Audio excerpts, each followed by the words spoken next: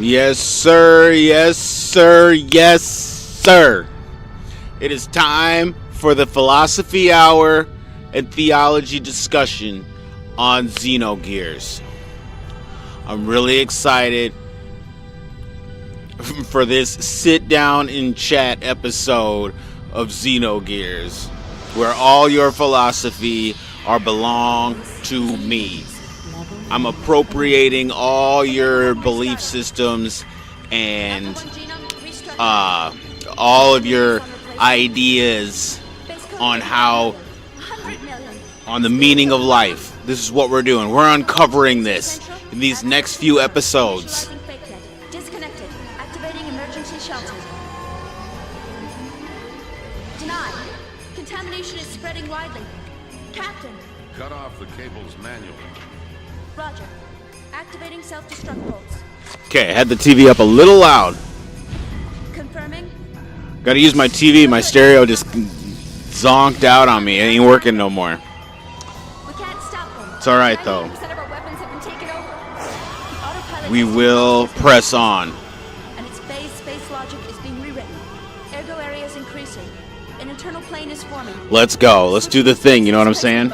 Alpha 1, confirming transfer of coordinate codes. Coordinates input, coordinate NX. We have much to discuss. 061. We have much to uncover with Xenogears. Engine room.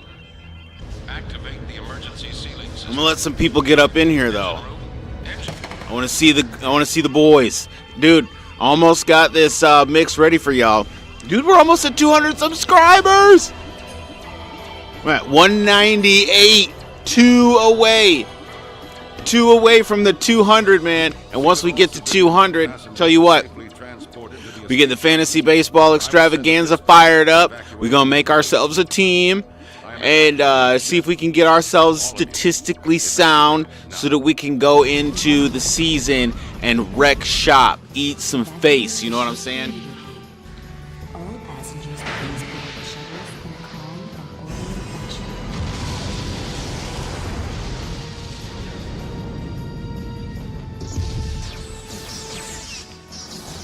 Yeah, what's up, Jay? Happy Sunday indeed. How you doing, man?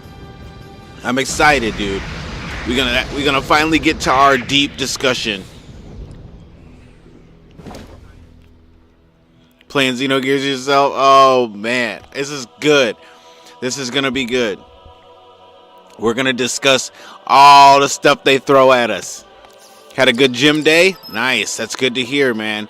I'm glad that the routine is paying off. Them dividends, man. Them dividends. You gotta stack them dividends.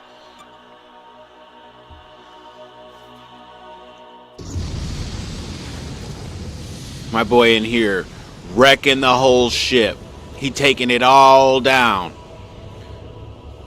He taking it all down. You know, I almost wonder. I wonder what the actual recorded name of this planet is in the Federation system of the Federation that piloted the Eldridge. I wonder what the name of this planet was. You know what I mean? Because the main planet had some kind of coordinate name. You know what I mean? So this planet would have had a coordinate name or whatever. Wonder what it was. Wonder what it is. I wonder what part of the galaxy this planet is in. You know what I mean? She looking up at the stars like, man, it's going to be a while before we get back there. It's going to be some 10,000 years, bro. You're in the D block. You got Tenbu. Man, got to farm them scales. Got to farm them fangs and eyeballs. You know what I'm saying? They pay out good. I didn't realize how good they paid out until this playthrough. When I actually went to the lady and exchanged them. Dang, bro. They put you solid ahead of the game.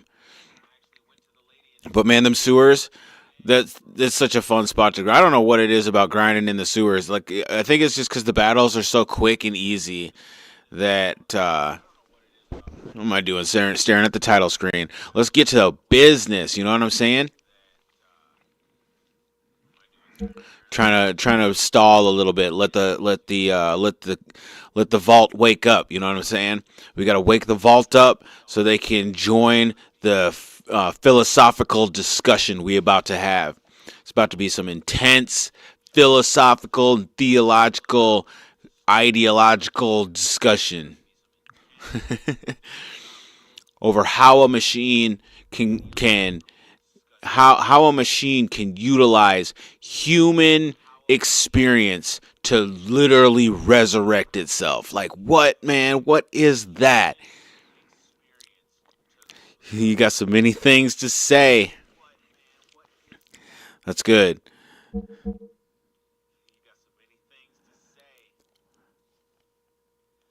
Oh yeah, like the outfit. Yeah, peeping it, bro. The yeah. Before I get into that, the concert was fantastic, man.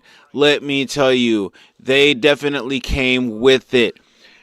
I wish I would have recorded a little bit of it, but I was just so immersed that I just like, there was no, like, there was only a couple times I got my camera out to snap some pictures, but man, okay, so let me tell you, like, this was actual symphonic, live symphonic orchestral presentation of video game themes. So they opened, dog, with a cinematic from Overwatch, okay?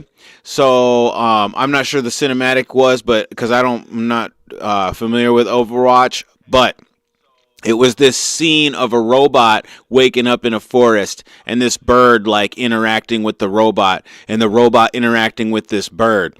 And then like it woke up, it got up, and it like kind of rebooted its system, and it looked around and it saw that it was in a forest, and then it saw a pathway leading out of the forest and starts walking this pathway, right?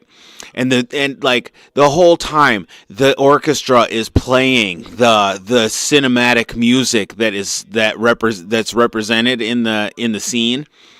And so they got the sound effects going, the birds all tweeting at the robot's making robot noises and everything, and you're watching it, right? And then this woodpecker comes and lands on a tree and starts woodpecking the tree, you know what I'm saying? And it like triggers the robot into attack mode. And the robot goes into attack mode and it levels the whole, like half of the forest because this woodpecker's noise sounded like some attack, right? So it like goes into attack mode, levels like half the forest, and then it comes out of attack mode. Like you see the sensor in like its eye beam. It goes from like green when it's in like standby mode, and then red is attack mode. And so it goes red and it just levels the forest, right?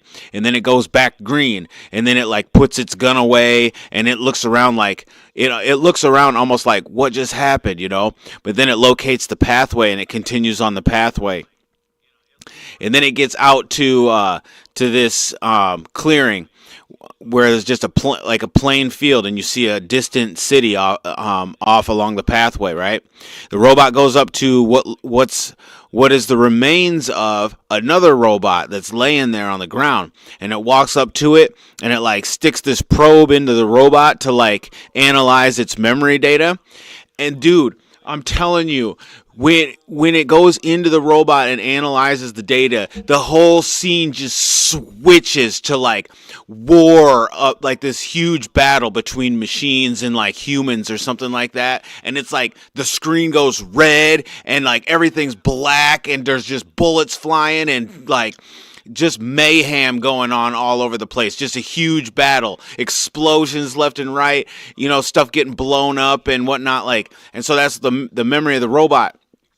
And so the music shift, it's one of those things where it's like a musical, you know, and there's cues and you just like, you forget you're watching an orchestra, bro. And it was so intense. And then the robot comes like, and then it undoes itself from the probe, and it comes back into like reality, and it looks and it sees the city, right? And so then it goes back into red mode where it's going to attack, and it pulls out its guns, and then it starts marching towards the city, right? and then the bird flies in out of the clearing. The bird flies in with like a twig in its mouth, and it stops on the robot. The robot looks at the bird, and the bird drops the twig on the robot, and then like tweets at it, and the robot just looks at it a second, and then it like, it has one of these things like the red, you can see the red goes from red to green, back to red to green, like it's not sure what it's supposed to do. And then it just like goes, and then like, I think it hangs out in red, and it picks up the twig and it puts it on its shoulder, and then it goes to green and like motions the bird. So then the bird goes up and like flies on its shoulder.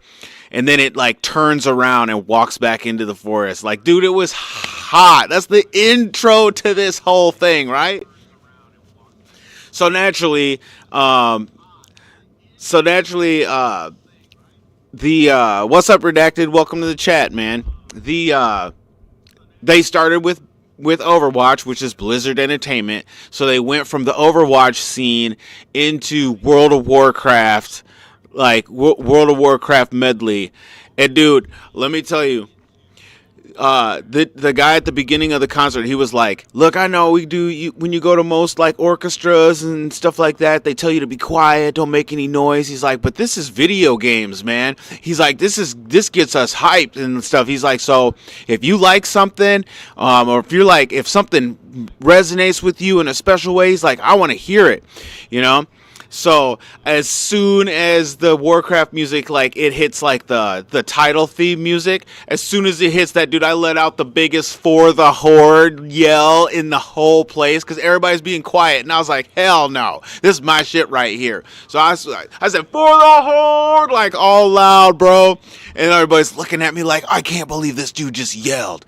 But it's like, if they only knew. And I'm so sad that there was nobody else in the place giving me some Luchtaro Gar, bro. Because I know there's some World of Warcraft folks up in the crowd. And they was all being quiet about it. And I was like, there's no way you can listen to this live and be quiet. Bro, let me tell you. It was such a fun night. So they did music selections from The Last of Us. They did music selections from Halo, from God of War. They paid homage to Shadow of the Colossus, bro. They did some Shadow of the Colossus. They did Okami. I think it's Okami. Fucking Undertale. Let me think. Man, they did a Sonic the Hedgehog medley. Which was, man, it was sweet. Like they went through like themes from like at least 5 or 6 of the games. I mean, I heard what is the casino? Not the Casino City, but the city from Sonic 1. The dude, that was playing that. Like, no way, bro. The orchestra. It was good stuff, man. It was good stuff. They did little fun segments like between some of the songs. Like they did a countdown of the top 10 worst vocal performances in video games, and I feel like number 1 was just a troll. Number 2 was the true worst vocal performance in a video game. I want to know what you think it was. You tell me what you think it was, and I'll let you know if it made the list. But what I thought it was number 2 on their list, but definitely, like, as soon as I say it, you're gonna be like, yeah, that's the scene. That's the most garbage scene in video games. Yeah, Spring Yard Zone, dude. You already know. Yeah, it was on there. Trying to think of what else, dude. Okay, so then the end, right? So they went through this whole concert. You didn't hear no Final Fantasy music, none at all. And then at the end, they did an encore, right? So for the first song, they did Castlevania medley, a whole straight up medley of like, it was like Castlevania 1 theme, Castlevania Symphony of the Night theme. I can't remember the main theme's name, but you know what I'm talking about. They did dude come out with the guitar and was shredding it, so it was like realistic theme music cinematics, bro. All the songs and all the music they played a cinematic theme throughout while they gave you the presentation. So you got to watch this like whole cinematic homage to the game, whatever game it might have been. So like they did a Mass Effect one, right? And so I'm pretty sure it was just the first game. Some of the themes were based on one specific game, and some of the themes were based on the whole franchise. So that was pretty cool. Then they did Mass Effect. They did a Uncharted 2 theme like a medley. That was dope, bro. So many and you can just tell like people was so excited and hyped because like you'd hear them as soon as I did the scream like everybody understood the assignment, you know what I mean? Like as soon as songs started, and people knew what it was, you'd hear them like screaming out like yeah, just like girls were in there making their weird yippity noises and whatnot. It was like, hey, cool. Women play games too. So when Last of Us came on, all the chicks in the place. What is about the Last of Us that the chicks like? I don't know, but it was like all the females were all about the Last of Us, and then Shadow of the Colossus got some love. Uncharted 2 they did, Mass Effect. Man, I wish I'd have kept a log of the games they did, but I was happy with the selection, and just the presentation was so sweet. But okay, so you went through this whole thing, you hear no Final Fantasy. None. Until the second encore, bro.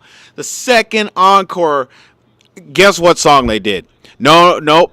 It wasn't that one. Guess what song they did? But it wasn't that one. Guess what song they did? They did one that's coming to your mind. It's in there. You know which one they did. Which one did they do? I ain't giving you no hint because you know which one they did. You gotta think, man. Orchestra, live orchestra.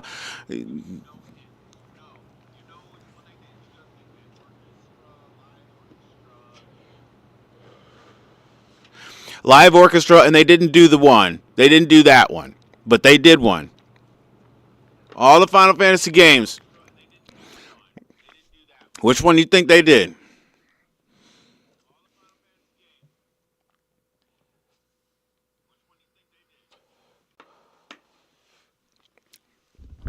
Bro, they came with the Fithos, Lusek, Wikos, Finosek, Fithos, Lusek, Wikos, Finosek, Fithos, Lusek, Wikos, Finosek. Yes, sir. Bro, they did the intro. Man, when I say they roared, it was like pristine. It was like straight up ripped from the recording, bro. With the piano at the beginning and the harp doing the thing, and what made it even cooler was that was the only one that they didn't do cinematics to. They actually took and did camera shots of the instruments as they played. Bro, I ain't even playing Xenogears. I am so geeked about last night, man. The vocals, bro, I'm telling you, I was in there singing it with them, man. Dude, they did a Tetris homage, right? And they straight up brought an opera chick out and did it opera style. So she was singing some lyrics, I don't know, she was singing some shit in Russian, but they straight up did the do do do do do do do do do do do do do do do do do do do. They was all in it, and the chick is just singing opera music like the whole. She's just and bro. clean. So like that Tetris, not the Nintendo Tetris, the Tetris. And so like before a couple of the games that they had some cameos, bro. And with the cameos, they had Hideo Kojima doing a cameo right before they did a Metal Gear medley. They had the creator of Tetris do a cameo right before they did the Tetris one. Gosh, and then I don't remember the other guy because he just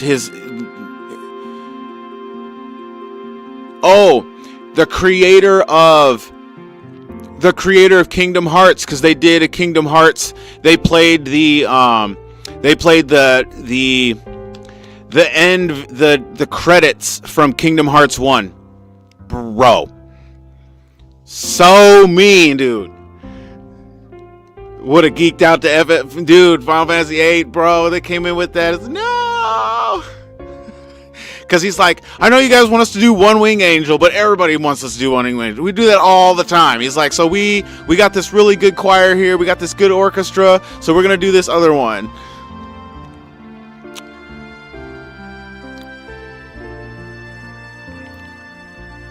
Good times, man. Good times. Tell you what. That's the kind of stuff like if you're into what we're doing right here, you gotta peep you one of those. You gotta peep you one of those concerts. I don't care if it's local or if it's huge. You know, peep you one of those concerts. Go experience that stuff firsthand, and then come tell me all about it. Come with the vibes. So, since I've gone through all that, you know I've got the mix ready to go, son. I have the mix ready to go. Now the only thing is, do I want to like make a whole cinematic sequence to it, or do I just want to mix and just feel the vibes, bro? Because like I've got it set. We got a good mix coming, man. A good mix. It's gonna be. I'm going like 20 tracks deep with it. I mean, and it's music from all the games. Speaking of which, I need, since we're talking about it, I need some ideas of some songs you would love to hear in a mix, so I can bone up my research and feel these tracks out with the vibes, bro. I don't want to reveal too much, but you're gonna hear stuff from Chrono Cross. You're gonna hear stuff from Final Fantasy X. You're gonna hear stuff from Tekken. You're gonna hear stuff from Destiny. You're gonna hear stuff from Skyrim, Secret of Mana. You're gonna hear stuff from Wild Arms. You're gonna hear stuff from Nier Automata, Panzer Dragoon Saga,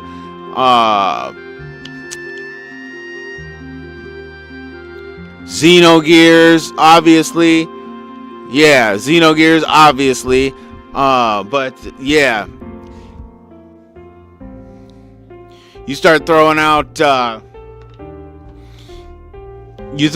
some specifics, like specific tracks from some games that you like, some of your favorite tracks from games, because I want to listen to them. You know what I'm saying? I want to listen to them, and I want to peep the vibes.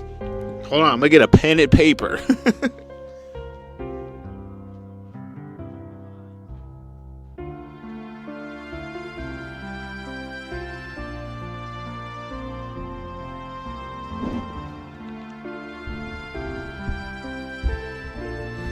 All right. Yeah, the Xenogears and the Parasite Eve, and man, I'm excited. I was dreaming. I dreamed a dream. Things remembered when one is asleep, things forgotten when one is awake, where the deepest layers of memories become the outmost layers of one's dreams. Which are reality? Which are illusions? One cannot tell until one awakes. Or perhaps they are at the same time, both truth and fiction. A vast nebulous, with no boundaries, an emptiness equivalent to my own existence. I dreamt such a dream, a long, never-ending dream.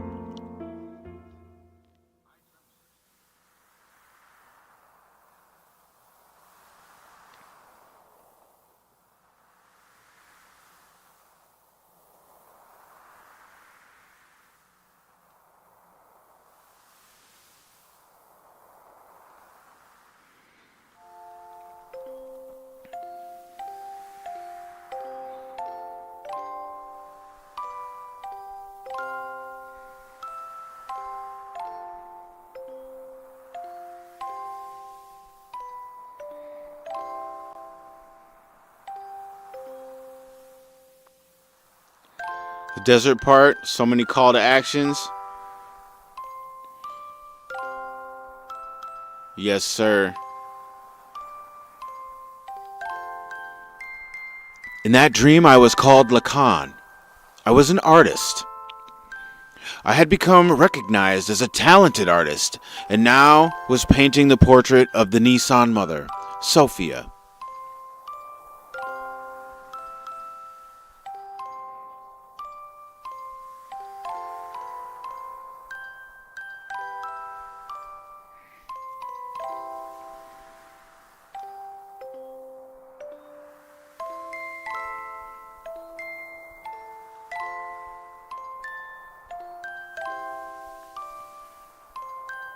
Howdy, welcome to the chat, my friend. How are you doing? Bro, it is time for the deep discussion. All your philosophies are belong to me. Enough of that now. When it is just the two of us, would you stop calling me that? Would you stop calling me mother? Call me Ellie, as you used to in the old days. You don't have to be so stiff and formal.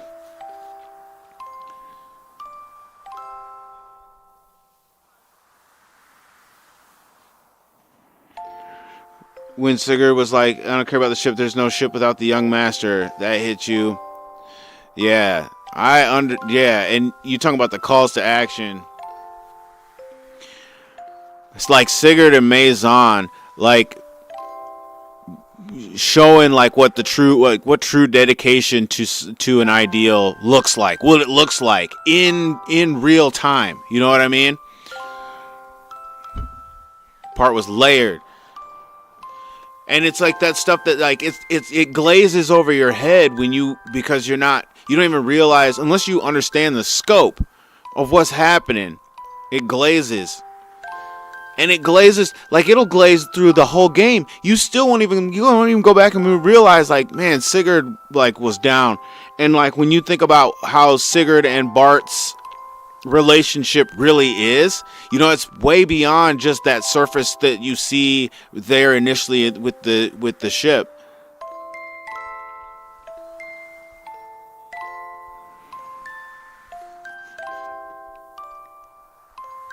It was love for Bart, you know what I'm saying? And that's for real. Because the two of them have a history that's obviously interwoven with like conflict. Like what, like, because Sigurd went away to Eugen and Bart grew up without him, and but when Sigurd comes back, he finds his way into Bart's life again. And dude, I mean, the game doesn't really even explore that part, which is just crazy. They just tell you, oh, there was an accident, and the two of them, lost an eye. That's really all they do, is like they kind of just glaze over it.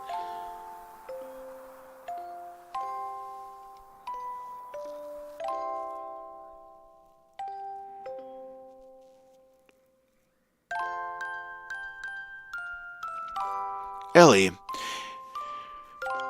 It was a time when she went by such a name.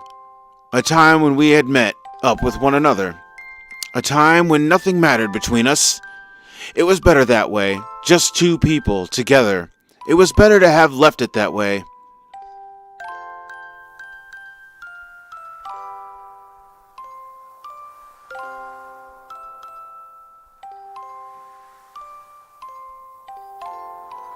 I think I might go back home, only for a week or so. What's the matter? I ran out of paint, so I need to go make some more.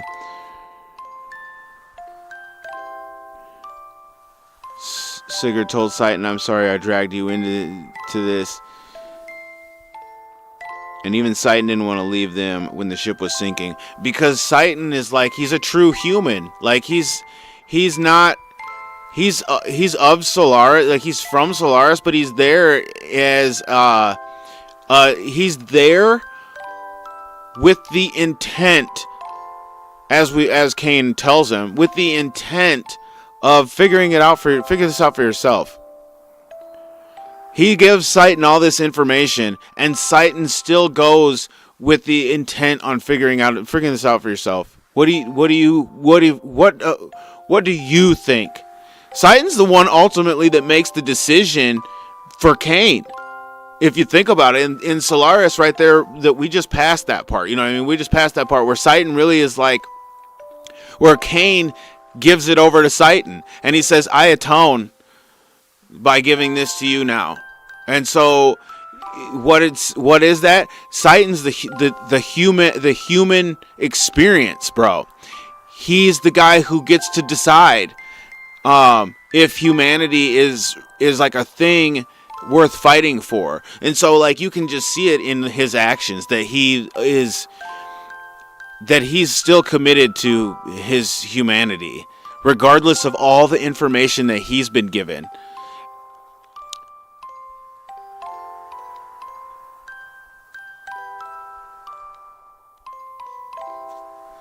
If I don't go there, I won't be able to get the right pigments.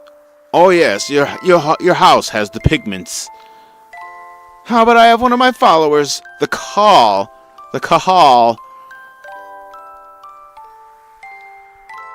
I wonder if that was going to be Cabal. Maybe Kahal is some kind of Hebrew word or something. Bro, they got so many of that things going on in this game that people don't even realize. There's Hebrew in this game. There's Latin in this game. There's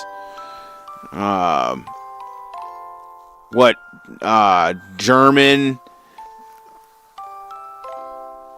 And they sneak it in. They sneak it in, don't they? You got Deus, you got Mahanan, you got what am I missing? There's an obvious one. Ethos.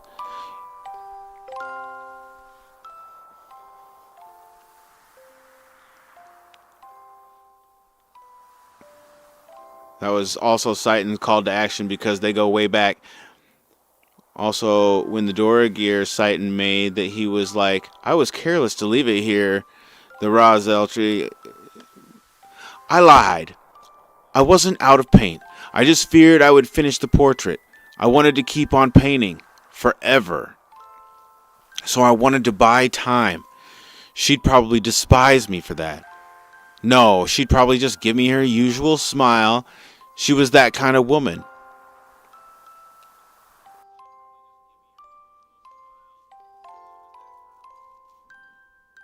Dreams.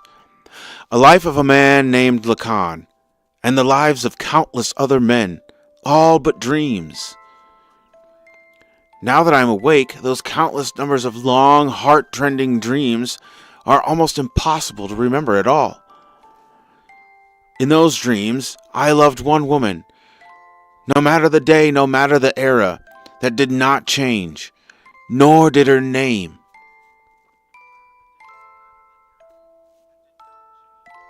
That dream changed me. That dream was the catalyst for me to resolve what my purpose was. I think I know now what I have to do. That long, long memory of a dream. Perhaps it was the memory of my soul.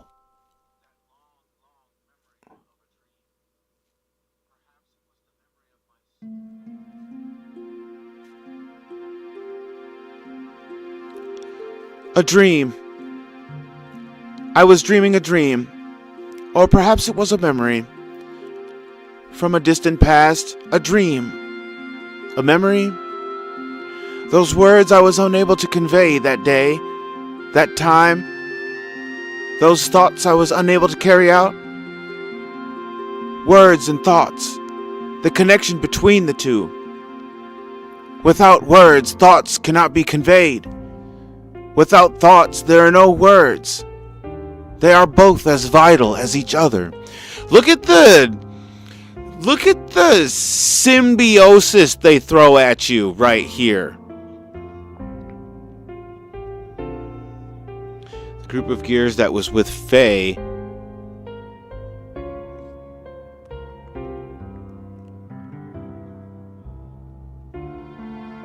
Oh, dude, you talking about when Maitreya tells Faye to go protect the young master and then they ride off to die, basically? Bro, that was so deep.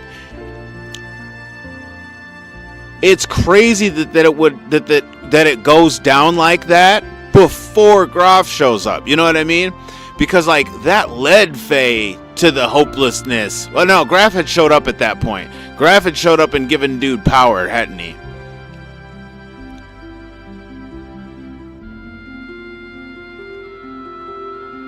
But look at the symbiosis they throw at you by saying, without words, thoughts cannot be conveyed.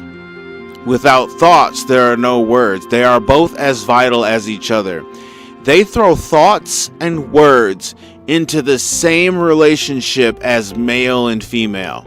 Right there. They are both as vital as each other. Without thoughts, there are no words. Without words, thoughts cannot be conveyed. It doesn't matter what order you say it doesn't matter what order you say that sentence in.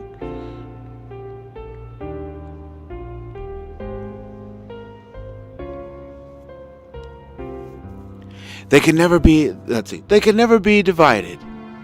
Like the wings of angels, like a man and a woman. An unchangeable destiny. Feelings one wishes one could change. Meeting with the person who would change me and watching myself change. I dreamt such a dream. A long, never-ending dream.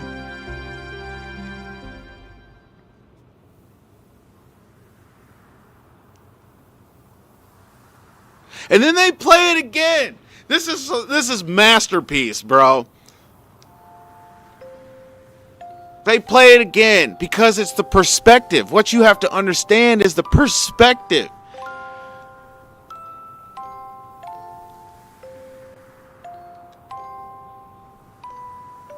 In that dream, I was called Sophia, Mother Sophia, a symbolic name crowned upon the person who would be the people's hope. A name I was destined to have, whether I wanted it or not.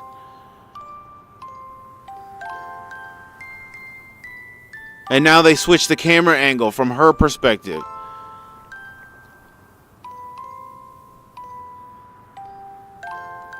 I mean, even with the disc 2 rushing it, they were like, no, we got to rush it, but we got to do it right.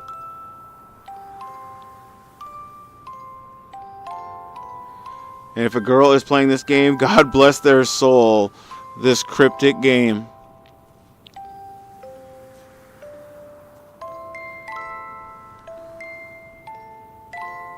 I agree. Any female playing this game, I would love to watch a female play this game and experience this story and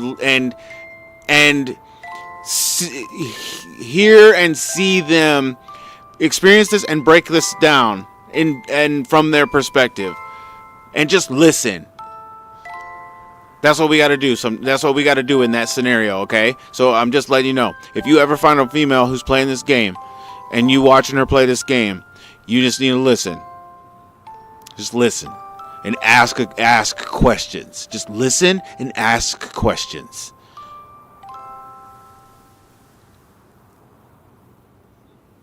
Because without words, thoughts can't be conveyed.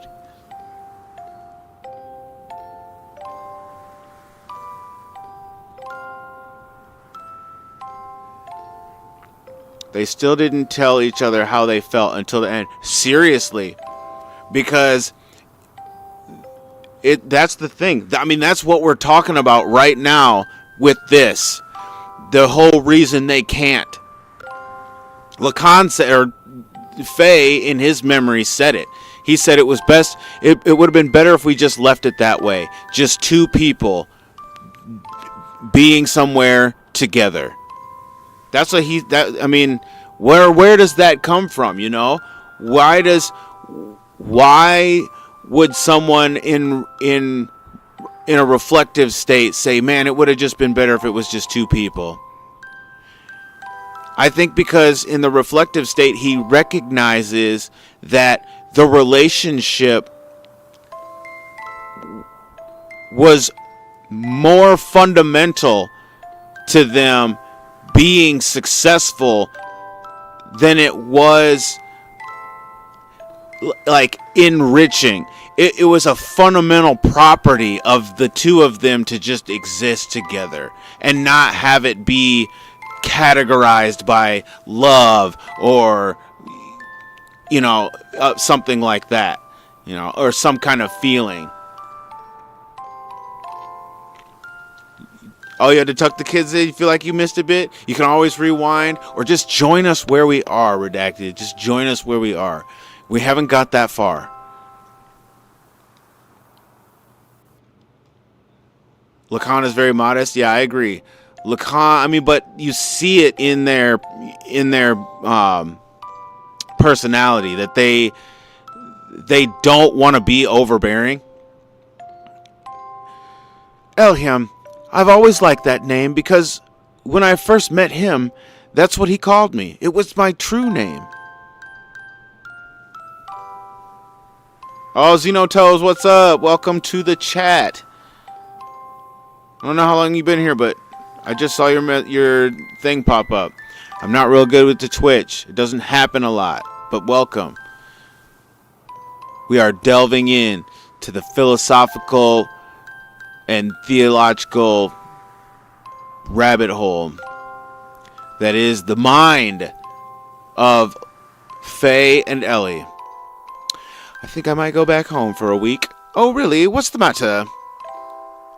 I need to get more paint.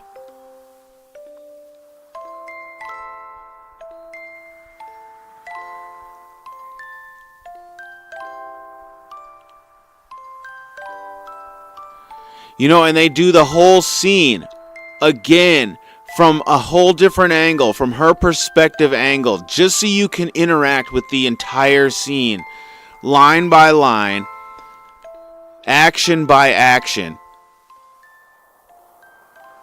I wonder when it started, that he started refusing me. The walls between us, our positions, our circumstances. He refused to recognize these.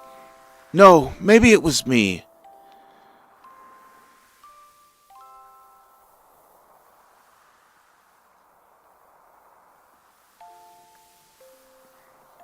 Therefore, I didn't want them. I wanted the two of us to be ourselves. That is what I wished for, so I had him paint me the way I really am.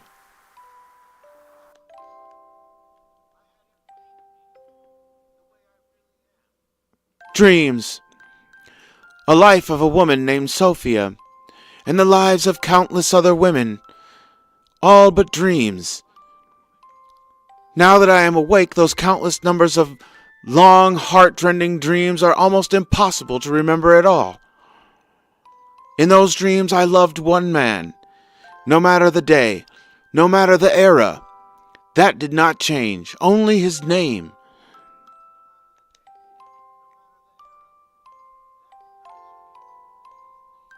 This game is so tragic but inspiring. I wish all games were still like this. Yeah, I wish they kept the passion and didn't shy away from letting it out. It seems like with some of these products now, they're real shy with letting out the actual creative the creative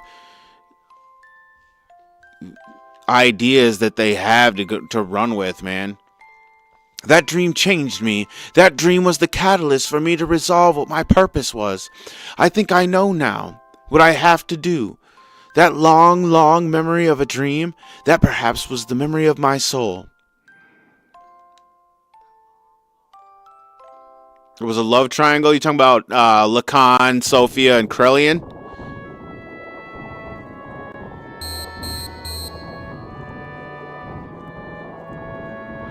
He's awake. Or he's finally awake.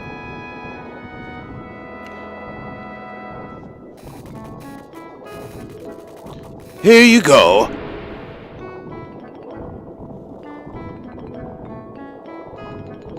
I'm healed. You've been sleeping in this nanoreactor for 3 weeks.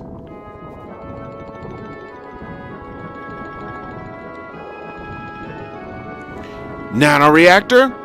Who are you? Me? I forgot my name. Some people call me Tora. You seem to have recovered completely.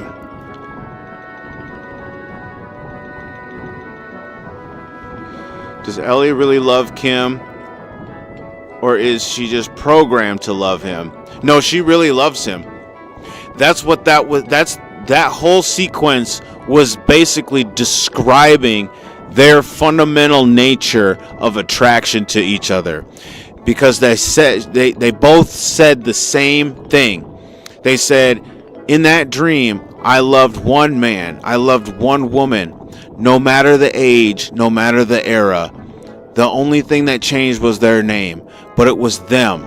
And they describe it as a dream because the two of them were kindred spirits who, throughout the course of time, kept resonating each other.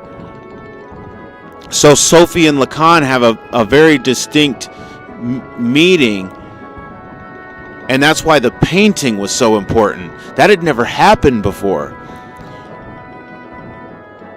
Ellie wanted him to paint her so that the next time the two of them met, they could come together with that painting and realize something about themselves, because the painting sets things off for them. It sets something off for Faye, it sets something off for Sophie, or for Ellie. This is your alarm clock? Oh wow, that's awesome. What a way to wake up. This game was able to convey emotion very realistically.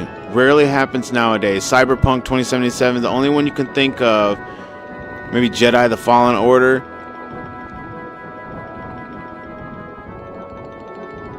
You seem to have recovered completely. Those were terrible wounds, but maybe your youth and strength helped. But your friend's wounds are more serious and may take a while longer. My friend, Ellie! Hey, quit staring at the naked girl and come over here.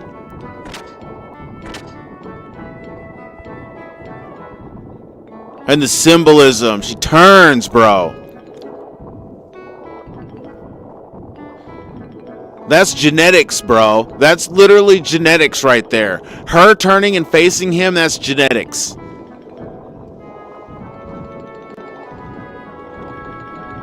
It's not that she's following him. It's literally it's gravity. It's magnetism.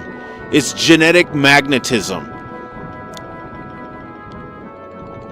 That's that supernatural shit. You know what I mean? If you notice, he got the weed plant on his robe. I gotta check that out. He said, nah, it's fine. He can stare. You can't separate them, right? He has already seen it before. Many, many times. In many, many eras.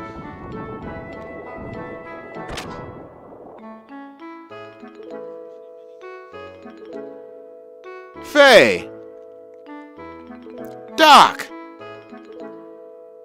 I heard from Tora and hurried right over. Boy, was that lucky. Oh yeah, I forgot Satan's voices. Boy, was that lucky. You were fortunate to have come down here near Tora's research facility. Good news.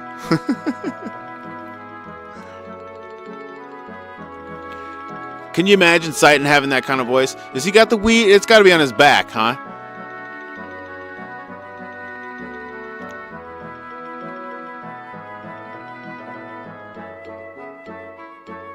He's got the Pope outfit on in the front.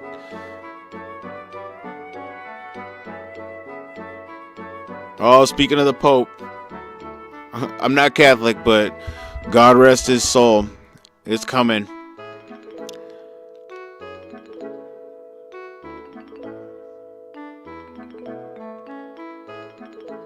At any rate, you had a narrow escape. Make sure you thank Tora. He says, thank you very much for helping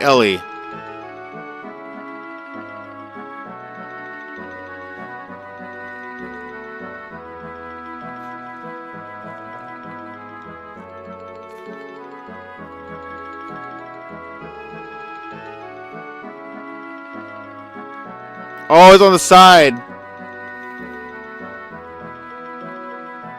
It's a device that can rebuild substances at the molecular level.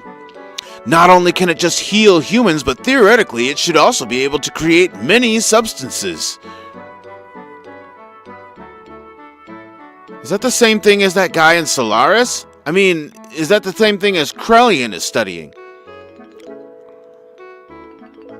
Yes, that's right. Look at, he does have it on the side. He gave us a real clean shot.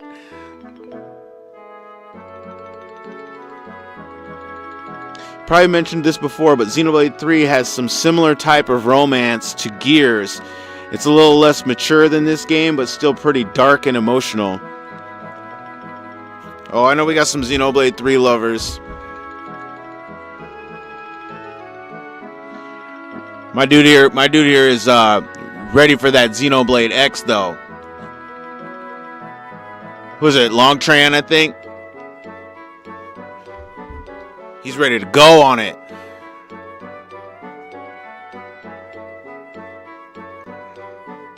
I was the one who taught nanotechnology to him.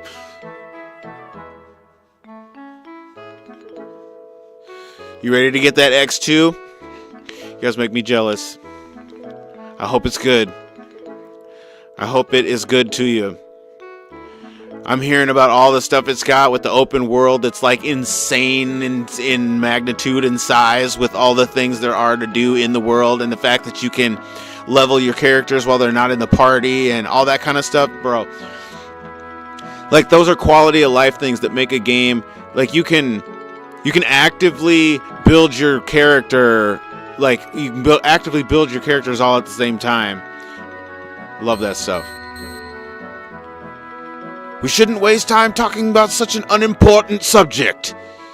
Looks like her treatment is done. Well, that didn't take long. He said it was going to take a while. They give us a real good shot of the side of his robe there.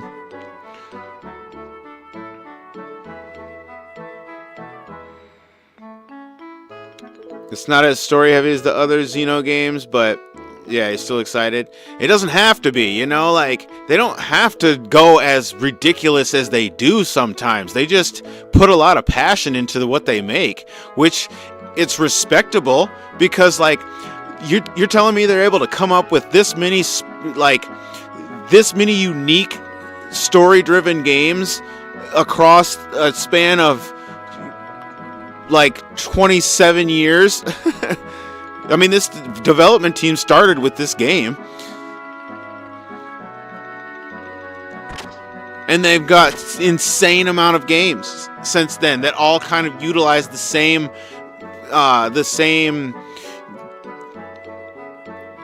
like elements of storytelling.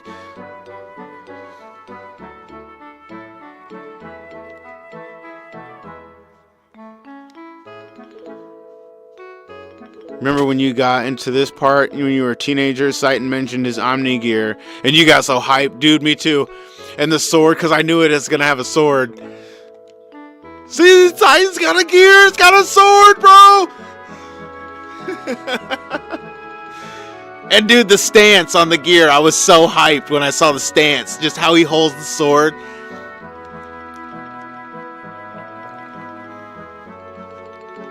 Ahem, now, why don't you two get some fresh air outside? It ought to ease the shock of the change.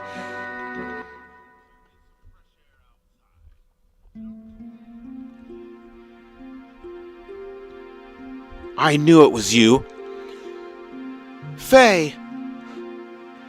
When you came in the room just then, I was afraid you may have forgotten about me and everything else.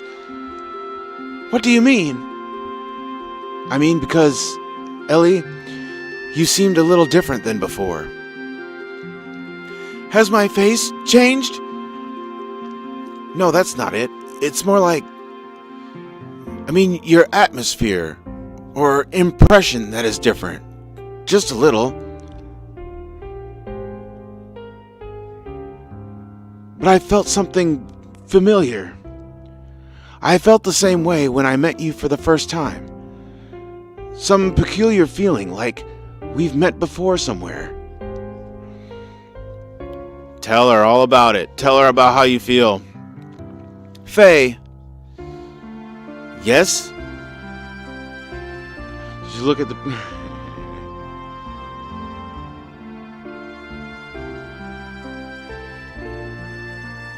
Oh, yeah, I need to.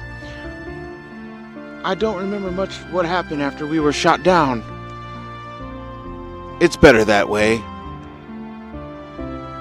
There was lots of blood. And lots of dying. But I heard someone calling my name. I felt I was covered with something very warm. I remember that clearly.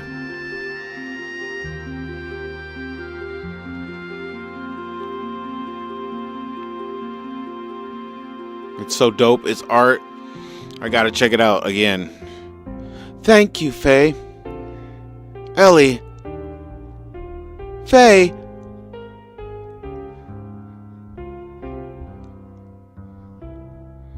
Hey, it's almost time for you to come back.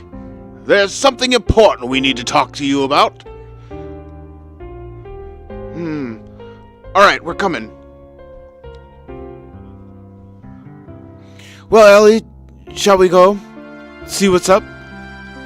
Sure. Yes, should we get equipped, Ellie? Let's get equipped here. What do we got going on? We got Premier Shoes, the Guardian Ring, the Crimson Vest, we got Angelic Robe, Feathered Cap, and Ether Doubler. Should I just go hard with it and give her the Ether Stone? Oh, the Economether. That's what we'll do. Angelic Robe, Economether, Ether Doubler. I mean, what else is there to do, you know? Ellie is a straight up nuclear weapon. Faye is a straight up dog. Evade percent, Guardian Ring, Crimson Vest. I don't know that I need defense next. So we'll go with... He says Tora called Shabbat out.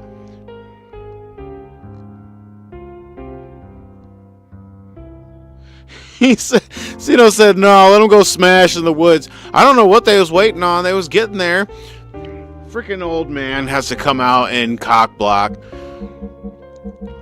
We'll go with either defense attack. Power Ring S? No, that's too overblown. We'll go with evade, no. Ether Stone Large. What's this? Ether value plus 5. War mail. I guess Speed Ring. Speed Ring seems like a waste of nah, Speed Ring.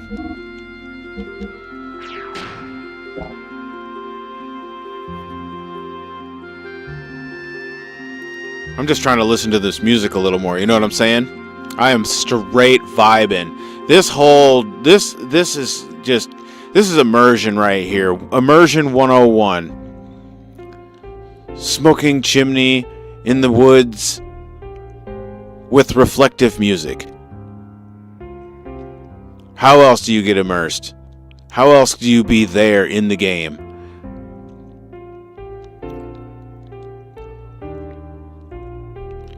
Only thing it's missing is like some birds tweeting. But now is not the time for birds. Now is the time for conscience.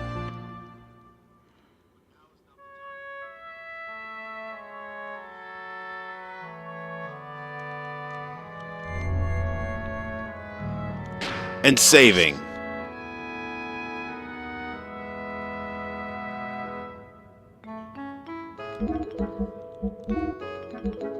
He was like, get out of there. He's like, get all back in here, you thirsty little children. We have things to do. I mean, they are technically, what, 18?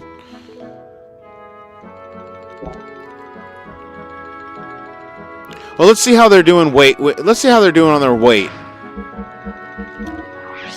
Faye's chilling at 202 pounds. She's chilling at 101 pounds. Literally half the weight, bro. She's half of the weight. Did the game do that on purpose?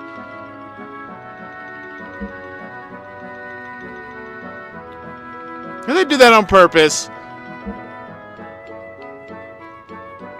Anybody ever notice that? Did that on purpose? How much does that? How much does Emeralda weigh? I wonder. We will find out.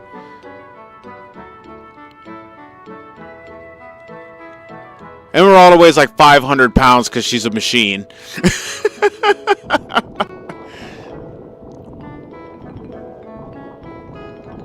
They're like 17 at the start, and then it's like a couple of years, yeah. How do you feel now? The fresh forest air should have refreshed you somewhat, eh? Yeah, the fresh forest air, that's what it was. That forest air. Anyway, it's about the removal of the seal. I found out it can be released by using nanotechnology that regenerated you two. Yeah, right. It was something crazy. The nanoassemblers are enclosed in this pod. If only we could scatter them all over the world. There's an ancient military installation nearby. We might be able to use the mass driver located in there to launch this pod up into the upper atmosphere. Once the nanoassemblers are released up there, the convection currents should spread them over the world. I wish I could do it, but I'm getting much too old for that, and much too fat. Then again, it's for your future. An old man should not butt in. You young ones must do it for yourselves. He said put the Oh, that's right. He did. He gives you the bracelet. Here. And of course, I'm not asking for you to do it for free. Try this wristband. What is that? This is an emotion control device in which nanotechnology is applied. From this machine, shaped as a wristband, nanomachines are infused through your epidermis into your brain. Yes, let's say, from this machine, shaped as a wristband, nanomachines are infused through your epidermis into your brain. Because the game just went there, bro. Remove the seal on everyone in this world and you'll have several Gokus flying around with superpowers. That is an interesting thought right there. I don't know if that's necessarily the case because their genetic code still limits them to certain ether levels. That's why on Solaris you see how they were monitoring everyone's ether level and animus compatibility. Like that's like the genetic coding, you know. So there's plenty of people who are not capable of doing anything significant with ether, you know, and stuff like that.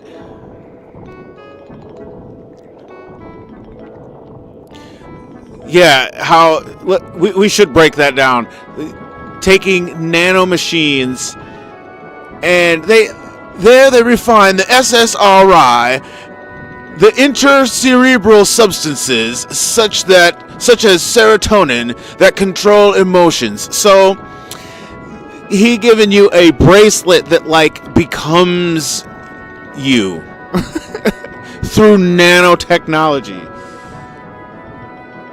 Like what, dude? So wait a minute. That controls your emotions by. It doesn't even say it suppresses. It says they refine the SSRI intercerebral substances. It's almost like it's like a mood induction bracelet. So like it induces you to chill the F out. You must remain chill and put this bracelet on. I wonder if it's like silver. It's got to be ice, right? He put some ice in his veins.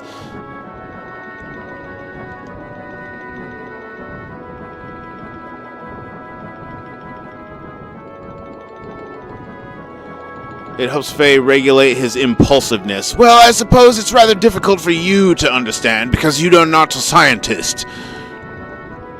But in short, it means that the manifestation of your second personality, id, can be suppressed. Id. He was hoping he didn't have to hear that name again, but sorry, that's you, Faye. You are id. Well, it's all theoretical, though.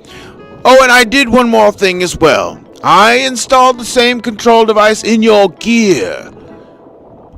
You mean it can release id at will?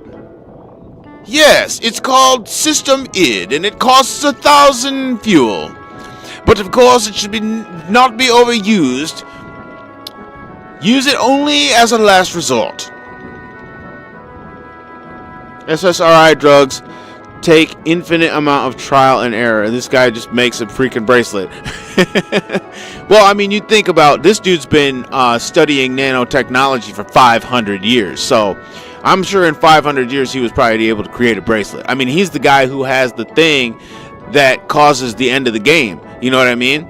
Like, the end of the game doesn't happen without Torah, because Torah has to release these nanomachines into the atmosphere, and these nanomachines have been chilling here for a long time.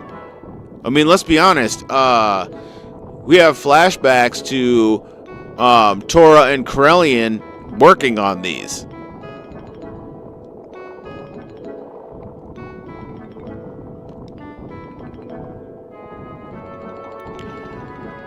Faye, there was nothing you could do. It will never happen again with Torah's technology, though.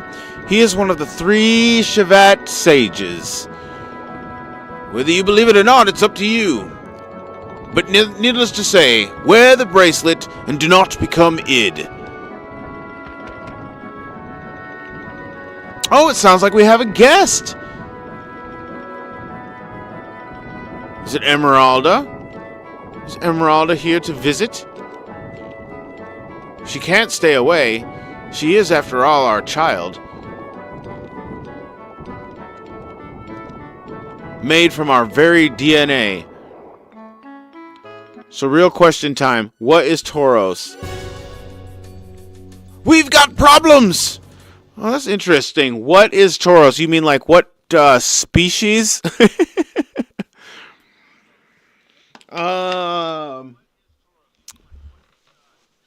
Because, like, the captain is a walrus. Franz and Hans are penguins, right?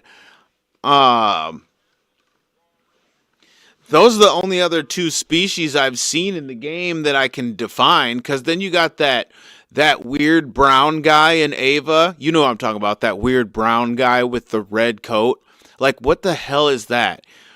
And then you got... So, you know, Torah is probably just a really fat guy. I think Torah is just a really fat guy. He's one of the 3 sages of Shevat. So I don't think he's... He isn't a match for any species. Torus can refer to a geometric shape, a bony growth, or a technology solution. Gotta get that shadow self reintegrated into his personality. Taurus. Yeah, I think it's just because of it's the sage of Shevat. The Torah is that sage of Shevat. You get it? The Torah. I'm pretty sure that's the reference. Because you got Torah, you got Gaspar and Melt. I don't know how you say that one. Melchior.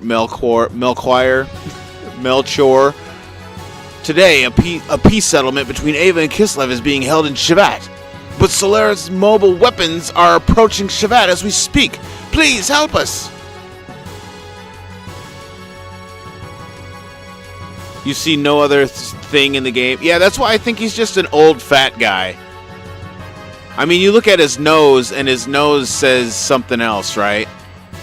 That nose is not a human nose. Maybe he is a demi-human, yeah. Melchior. You always say it, Melchior. Malchior. Xenoto says Malchior. Melchior or Malchior. That has nothing to do with this young man. You leave him out of this. But then why blue? Yeah, well, that could be that demi-human thing, because I think the demi-human thing has been around for quite some time. It's been around for longer than 500 years. You're getting on my nerves for being so selfish. Satan told me about you. You showed up after finding out that it is now controllable. Aren't you ashamed? You haven't changed since then. You only care about yourselves. Faye, you don't need to listen to these guys who once tried to kill you. But, man, look at how mad he gets about Shevat trying to manipulate Faye, though.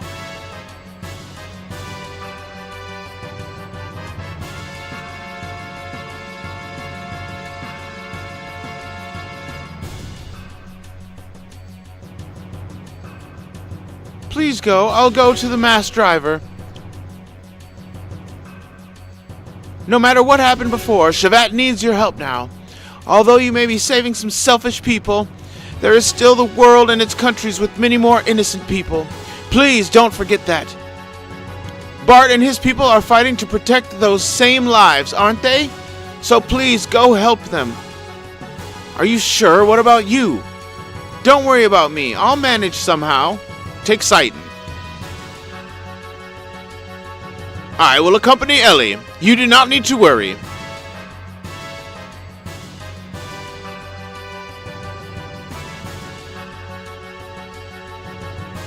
Yeah, Ellie's a boss. Yeah, Ellie like owning up to the fact that she knows she's strong.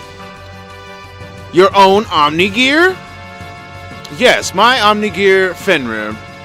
It is the same one I brought from Solaris. I left it with Gaspar in case of emergencies. So there you go. Satan has had Fenrir all along, bro. Like, Fenrir is his gear. Like, Heimdall wasn't even really his gear. He grabbed Heimdall out of Bart's place, I think, right? Is where he finally jumps into Heimdall.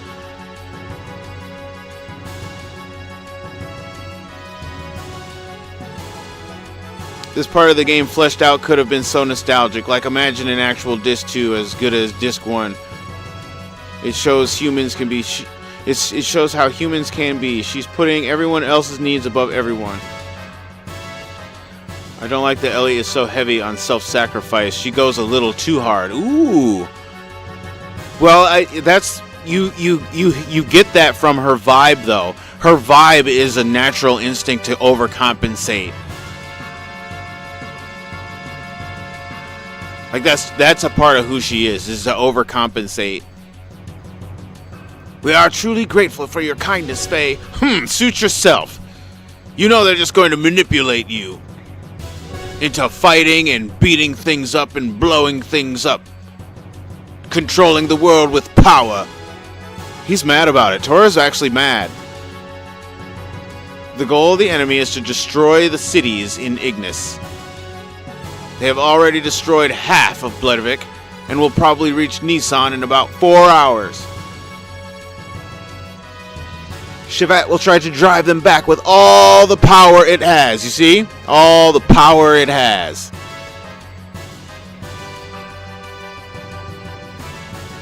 "4 hours? That's cutting it close. No need to worry. Balthazar and I fixed your gear with nanomachines. It's much more... Also, Balthazar is still alive. It's much more powerful than it ever was before. Why you should get there in half the time." He just kind of threw that out there. Balthazar's still alive, bro. We thought we killed Balthazar. He just kind of glazed over that real quick.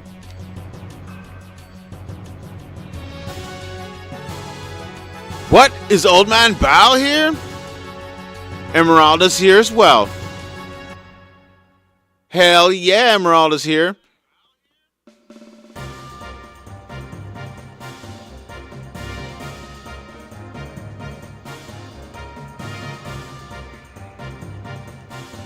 What's up, Antar? Welcome to the chat. I know I didn't say hi earlier, but it's good to see you, man. Bro, I went to the I went to the Video Games Music Live concert last night. It was amazing. They opened up with Blizzard shit, World of Warcraft stuff. I was able to give a big ass for the Horde all throughout the whole auditorium. Everybody was like, oh my gosh, I can't believe this guy's yelling. And it's like, dude, this music is epic. How do you not? What up, True Light? Welcome to the chat. Final Fantasy IX was epic, bro. Oh, it was a travesty. I could not get the sword fight for the life of me.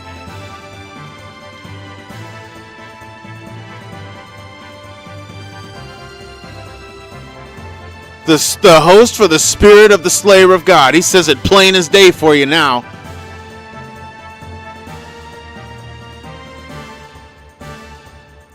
Well, Tall 2 looking more like Jay now.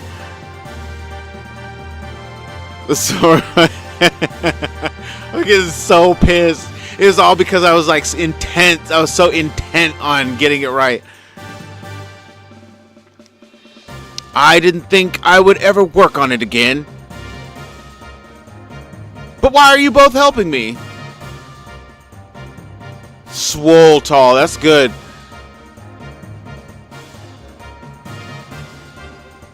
There are things that just can't be explained. Fate is an interesting thing. You're just going to have to see it with your own eyes. Faye, going! Yeah, I'd better hurry. Yeah, she's coming with you.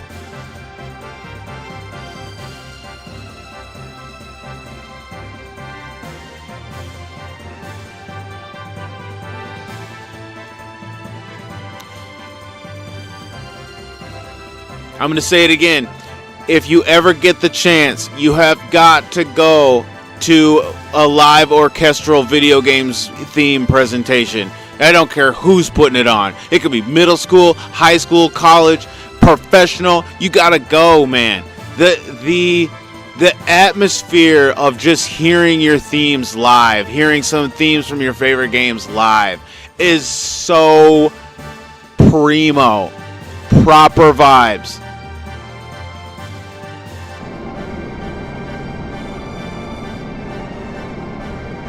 Longtran, welcome back to the chat, man. Talking about the concert, yeah, man, it was insane. They opened with this cinematic from Overwatch.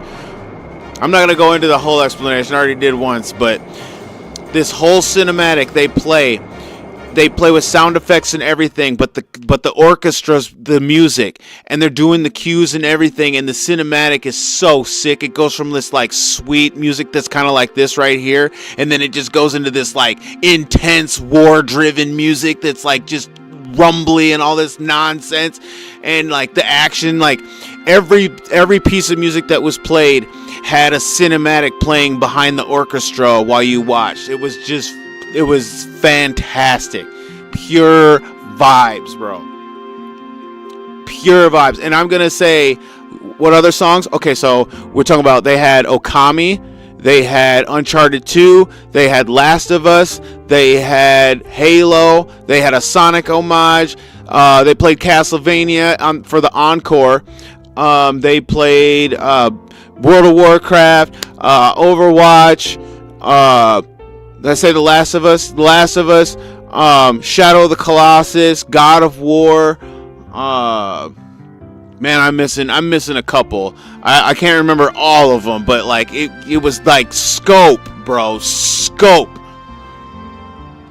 And they ended the night finally after they played all this stuff, and you like, how is there no Final Fantasy? Oh, there was Metal Gear Solid, homage, bro. And like to open the thing up, they had Solid Snake voice talking to you and everything. It was pretty cool. But to end the whole thing off, they did the intro to Final Fantasy VIII. Bro, hearing that live is, I mean, I feel like that's life change. I feel like my life has changed. I've become more enriched. It was something that I'm so glad that I yelled out For the Horde so loud. As soon as they started playing the main theme of the game, it was like, yeah. I'm so mad at the rest of the crowd, though. Didn't nobody back me up. I said, For the Horde! And I didn't hear no Loktar Ogars, bro. None. I know there was some in there. I know they was in there. They was being quiet. How could you be quiet?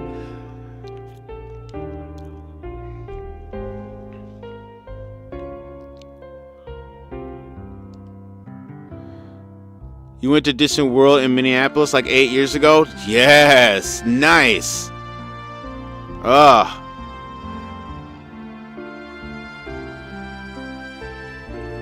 At first I thought my situation was similar to his. I thought Faye would understand my feelings. I didn't know if my love for him was real. I might have been desperate after losing my mother and father. Ellie. Despite all that, I may still love him. That's why I want to see what Faye can do and what I can do. I want us to be apart and think about ourselves again. I want to see how I really feel.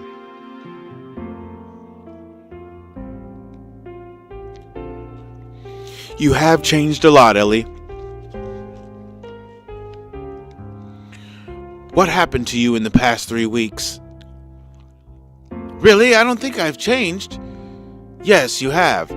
I should say you have matured. Like a mother. Excuse me? I'm only 18 years old.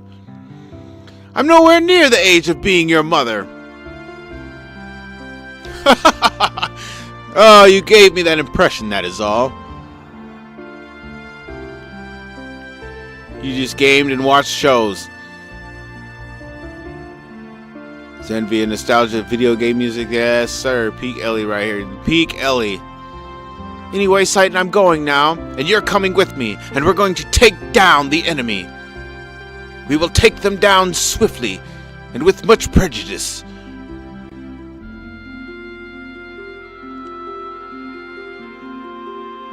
You know what I love about this game is that there's 3 different types of people in this game that you would die for.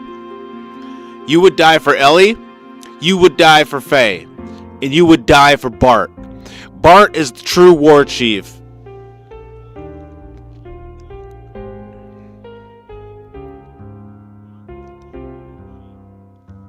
Pokey, what's up? Welcome to the chat. How you doing?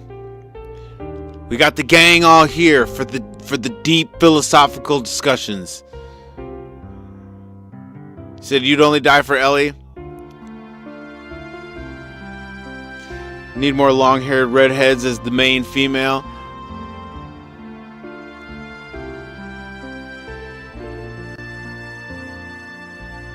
I'll be fine on my own.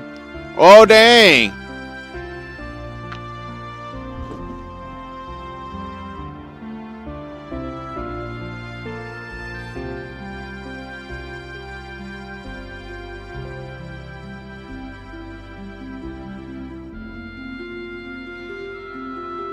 Just as I suspected. I'm about to lose the camera, bro. I forgot to unlock unlimited camera. Slow on the cord.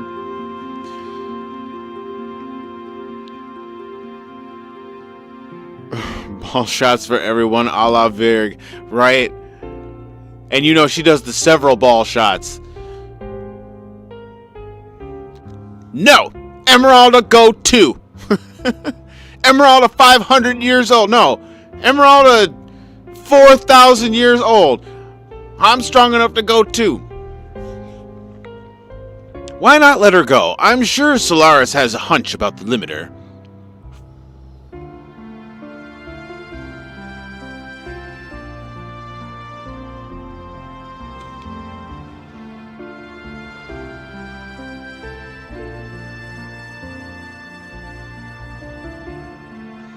She's gonna want to go no matter what. You're literally her mother. She's not leaving your side.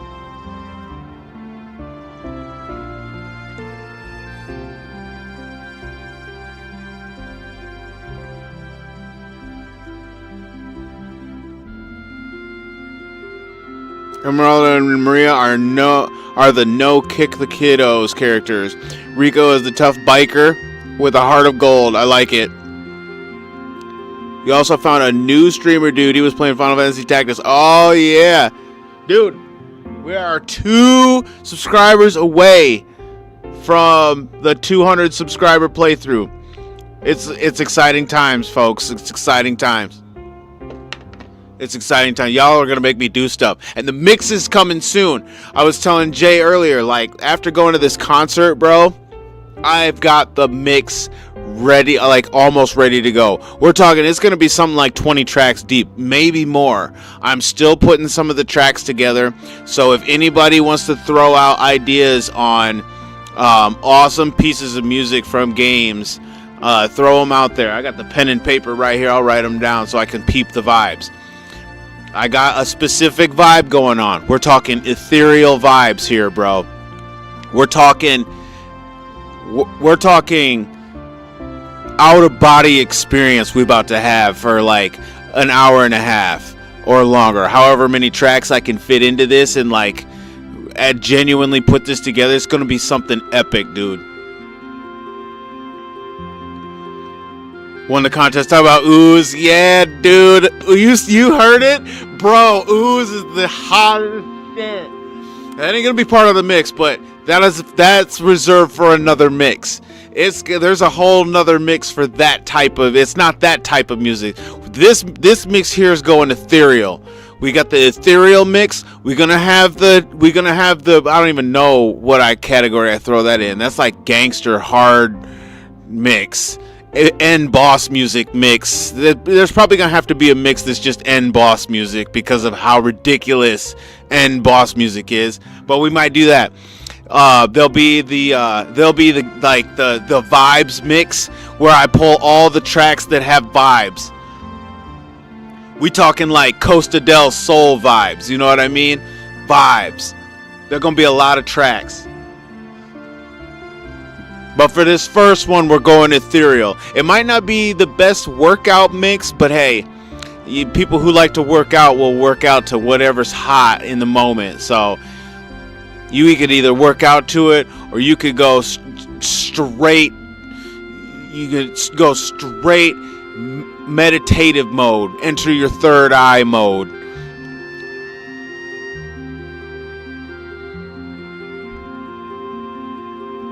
Okay, so yeah, you want to know what you're gonna hear? You're gonna hear from Final Fantasy X. You're gonna hear from Chrono Cross. I don't even have Chrono Trigger in it yet. Wow, I didn't even think about Chrono Trigger. I'm gonna check it out. Final Fantasy X, Chrono Cross, Xenogears, Panzer Dragoon, Tekken, Nier Automata, Destiny, Skyrim, Secret of Mana,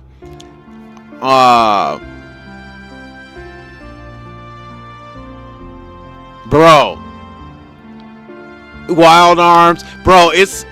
We going on a straight up trip. Yeah, there's Tekken in it, bro. There's Tekken. Oh, and I throw an anime in, and I don't even know if any of y'all know East of Eden. I threw a track from East of Eden in there. Yeah. Bro, I run deep on the music. Let me tell you. I searched the vault. The real vault. Need a third category for bangers? Like, you think you subbed to my music on YouTube? Didn't notice you did the game stuff. Oh, cool. Speaking of Chrono Trigger, it's kind of funny that Luca got nuked in the beginning of the game with the town, right, bro? You never see her again. She should have showed up in, like, Solaris. You know what I mean?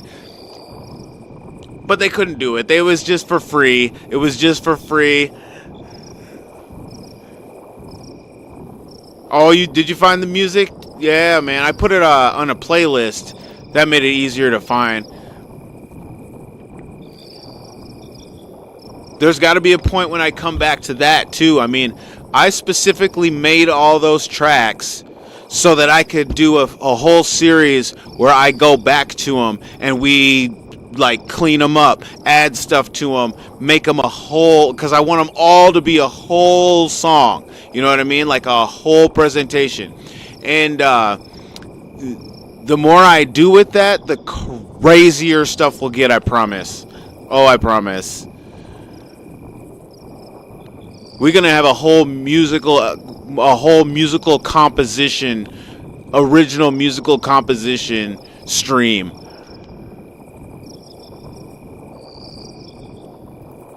Your thing is to mix music together, like actually blending shit. Oh, okay, so that's what this is gonna be. So this mix is a straight up transitional based mix. It is all about hearing the songs in their original format as they mix throughout. Every time that's the only way I mix music. I don't do this tempo match and shit that DJs do. No, I take songs in their original format and blend them. Whether it's key based or theme based, that's the part where you can let the music tell the story and how it's supposed to transition, you know?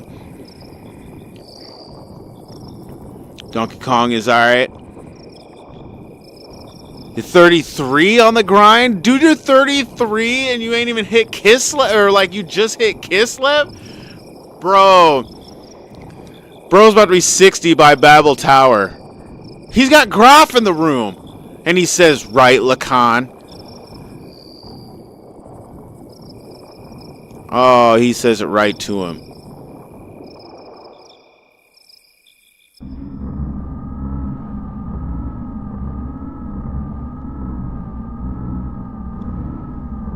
What do you mean he's still alive?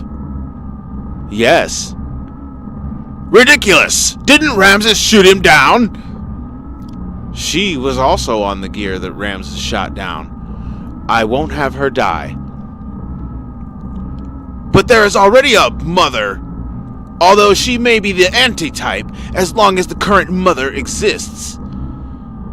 As far as I can see it, that is not complete. Quite picky, aren't you? Didn't you say you threw away all human emotions? I don't care what you think anyway. As far as he is concerned, I will put Ramses onto him. Any objections? Where is he presently? Etronac is destroyed, but part of the memory cube is still active. We should still be able to locate individuals. Wait a moment. He has left the crash site and is heading toward Ignis. I see. So he has left the area. That means it's only a matter of time before the seal is broken. Did you say something? It's nothing. Just sit there and wait for the good news. The good news! What about retrieving the girl? The key is already beginning to resonate. The time of the resurrection is near. We can get the girl anytime. It doesn't have to be now. Let's take our time. Hold on, chat is going nuts here. Okay, let me go back up here. Let's see what's going on. Music pieces, instrumental notes. It's literally as good as the best music by Mitsuda. Bro, I'm telling you, actual DJing music is of course still great to attempt with tempo and such.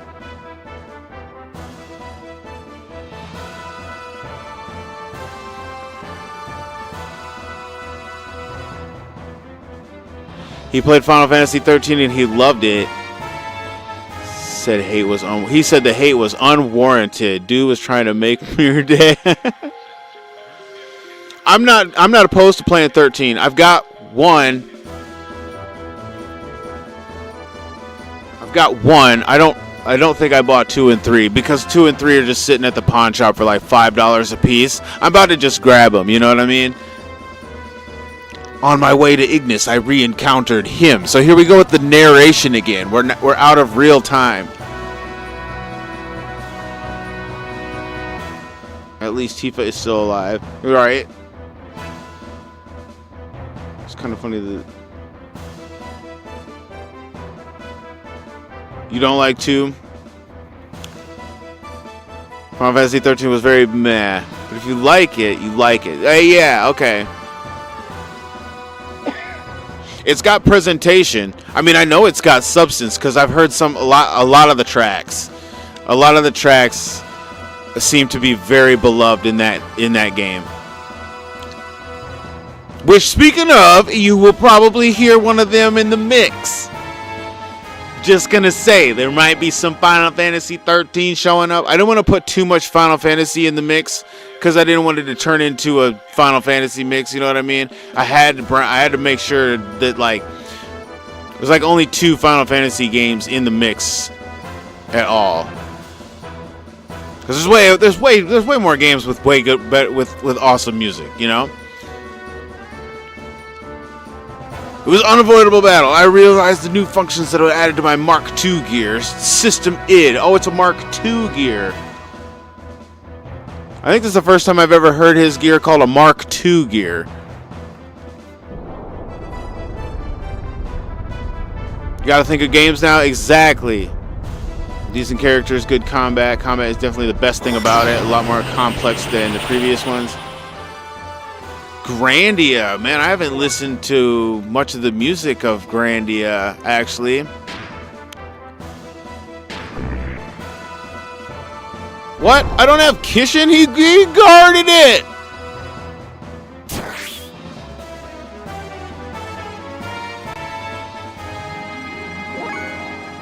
Amass power to attack. Dude, is this where I don't attack him? And let's see what he does. I'm not afraid.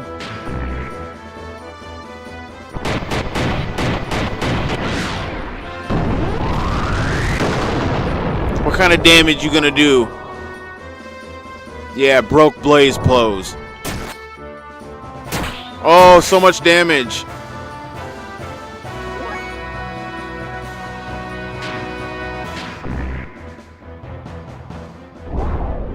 You gotta hit him, bro.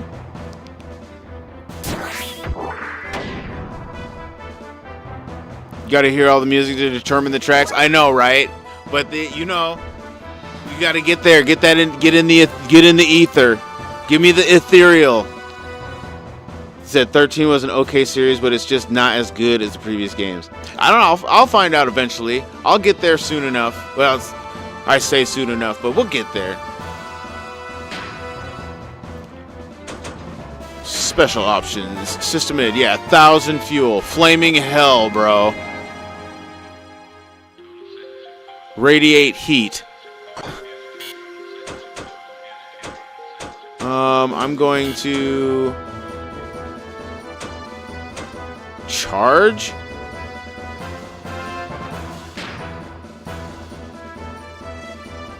Building up his power. He gets stronger as he sits that way. Okay, so we need to system id.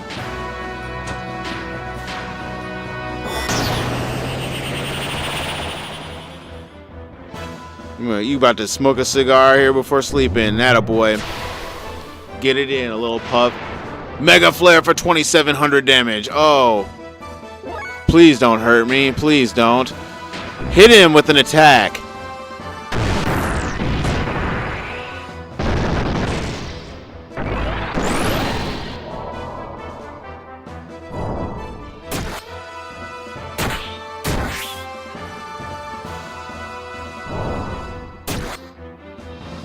Oh, now he's doing damage.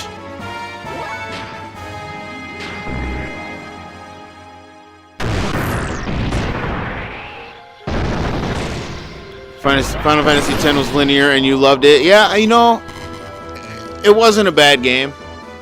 But the music is what made it like the linear experience of it. Like I didn't even care because of how immersed I was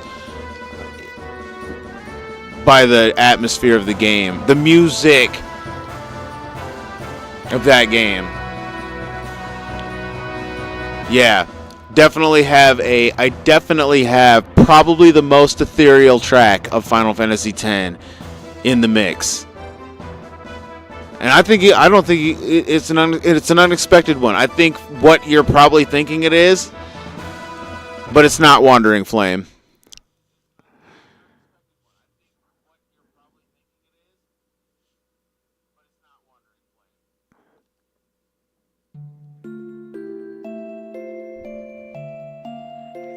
10 is the most unique Final Fantasy game to you. It's not your favorite, but there's an aura about it. It's like nothing.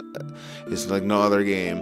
And I've got 10-2, and I don't think I'll ever play it. I don't know that I'll ever play 10-2. If I'm gonna play 10-2, I've got to play it right after I get done playing 10. So I would have to go through 10 in order to play 10-2, because I just don't think I can. I just don't think I can pick 10-2 up as a standalone game. I think I have to go through it after 10.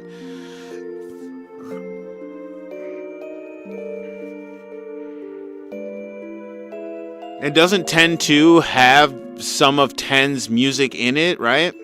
Like some of the places you go, they keep the same songs.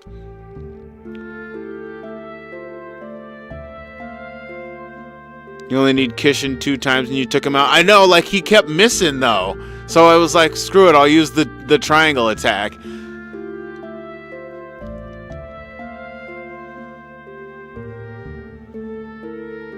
Along the way, we saw various missiles and giant rockets that were created during the Zeboam area.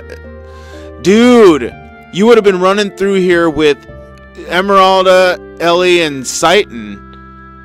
Would have been fantastic. Citan with the sword, cutting and slashing through a whole bunch of Solaris guards and orphans. You know what I mean? It would have been Solaris guards and orphans. You know, I don't know that they're going to give you any new enemies at this point in the game. But that's fine. They could have been Solaris guards and orphans, or like Forbiddens and whatnot. I'd have fought those. It's worth a playthrough. Don't do a 100% run. Played it quite a few times. Like the jobs. Ooh, yeah. The dress thing. The dress thing intrigues me with Yuna. That intrigues me. And then the other chick with the sword, her thing. I don't remember what it was, but I was like, oh man, this might be nice to play with. But I only played it as far as that first battle. All along the way, we saw various missiles and giant rockets that were created during the Zeboam era. They stood like tombstones of that ancient civilization. It was a graveyard for a race of people who destroyed each other over pride and arrogance. Sound familiar? Once arriving at the central control room, we met up with Citan, who helped us activate the mass driver. We succeeded in launching the capsule containing the nanomachines, which would release the seal limiter.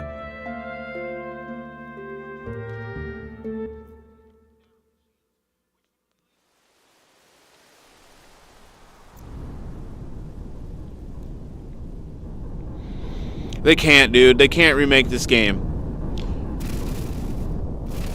You know who is responsible for remaking this game?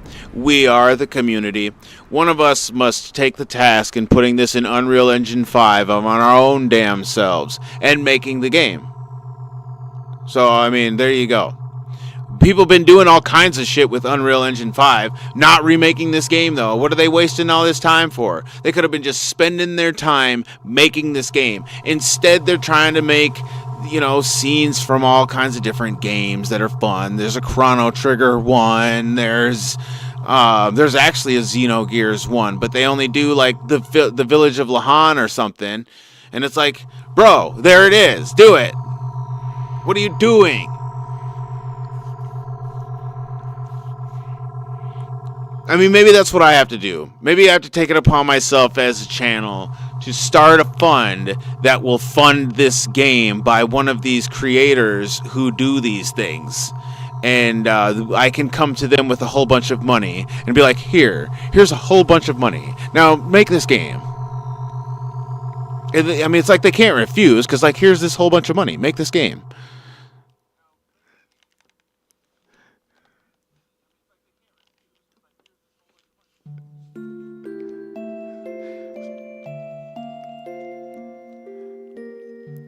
The nanomachines that were scattered into the upper atmosphere began to multiply and spread throughout the whole of the world. The nanomachines glittered in the sunlight, flowing like a large something. That glitter would remove the bonds restraining everyone. It was to be our light of hope for regaining back our true freedom.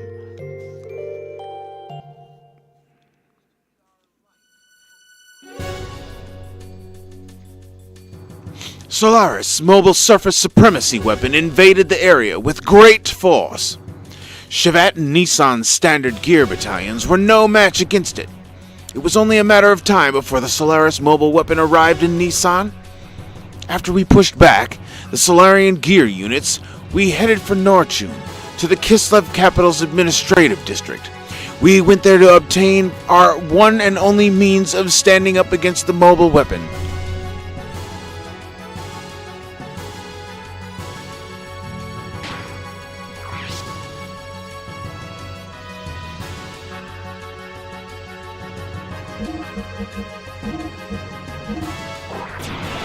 In we go!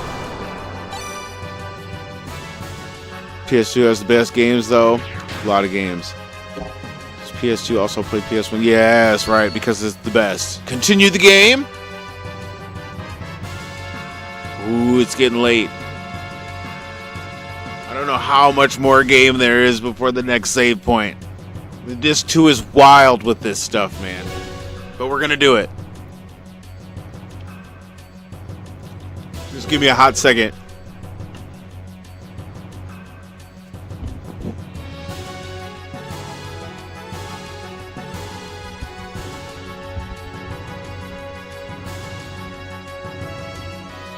Oh yeah, it's coming.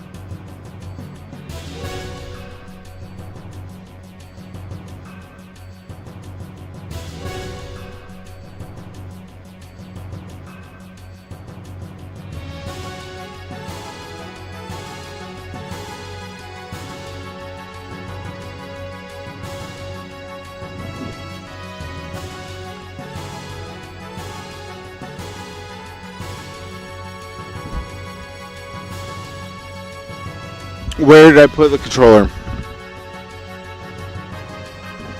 Cannot play the game without the controller.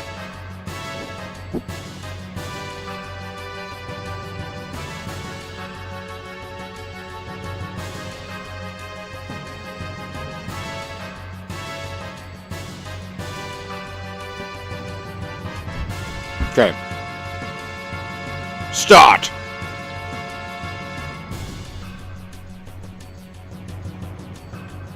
They'd have to change the name exactly, and they would sue anyone who I don't know, because that's the whole problem with this. The Kislev capital's Norchun Central Administration District is itself a secret battleship constructed by Bart's ancestor, Rani Fatima, after the Great War with Solaris many hundreds of years ago.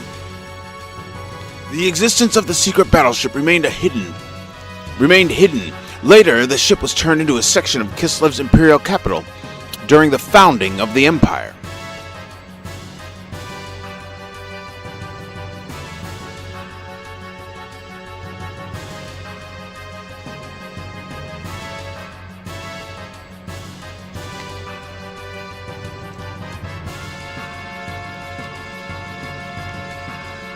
Uncovering this truth from some ancient records, Bart activated the secret battleship in order to fight against the Solarian mobile surface supremacy weapon.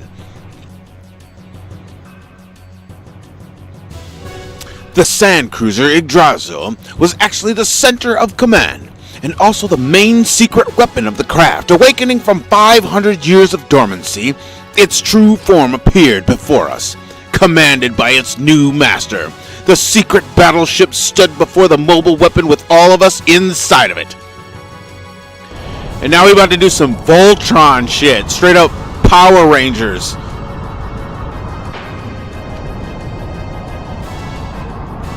Where's the music?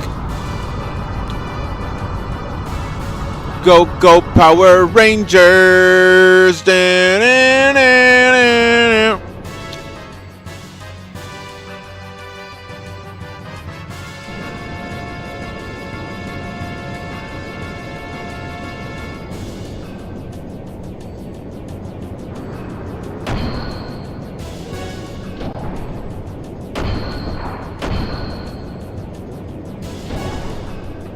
Look at it, bro! This is how you know this game was made in the 90s.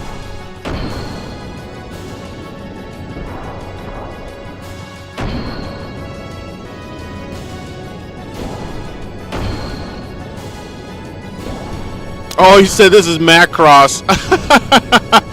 It's what is the FTF1?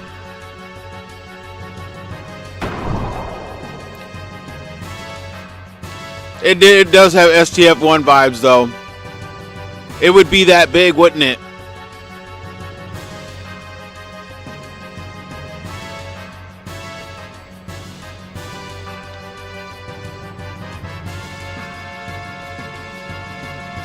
Super Dimensional Gear Yggdrasil 4.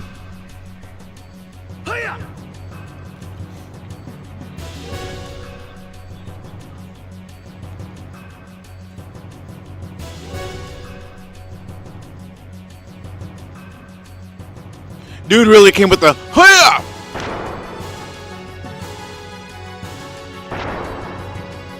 Solaris Mobile Weapons Supremacy Unit.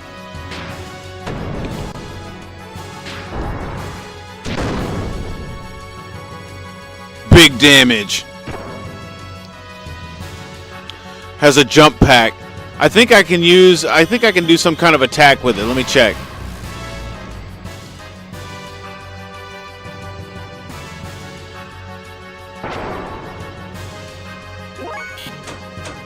Yeah, here we go. The 9,000 fuel.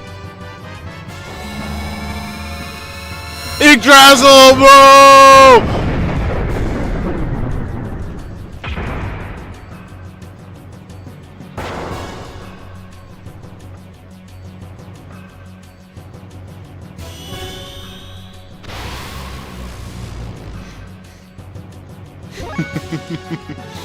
Out of fuel. No more Yggdrasil cannon.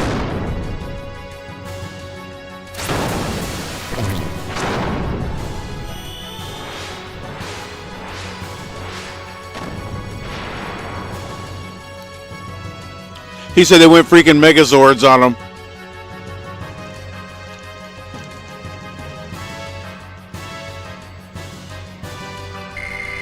You get experience for that. I love it. You get experience for taking part in a cutscene.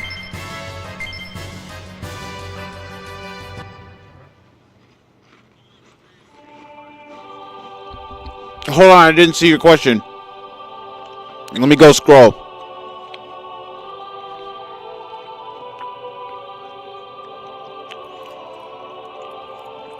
You honestly think Bart needed this? What do I think? Think Anvari could have done this fight? No, I don't think Anvari would have done well with this fight. I think that when the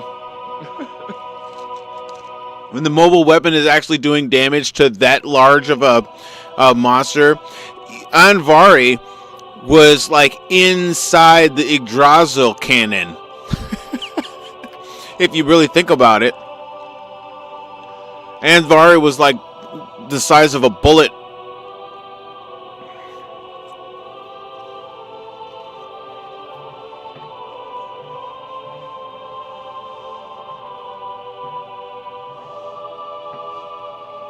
Oh, here we go.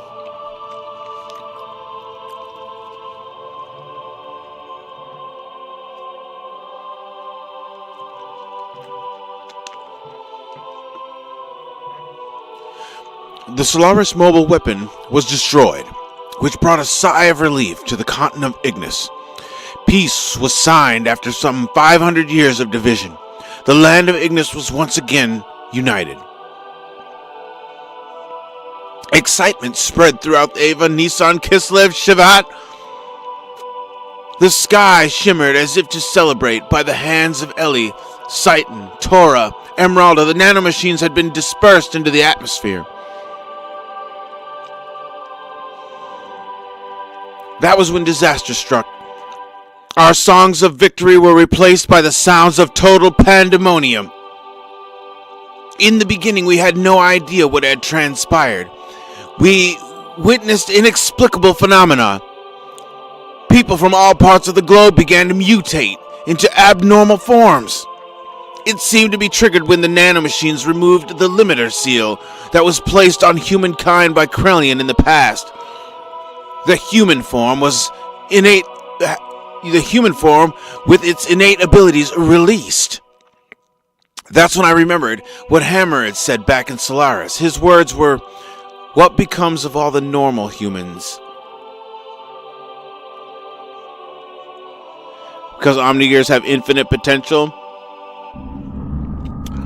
That is interesting. I mean, it probably would have been one of those things where, like, the party would have had to fight.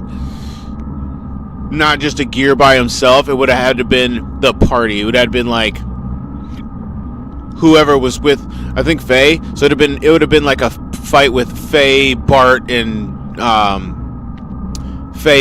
Billy would have gone up against that.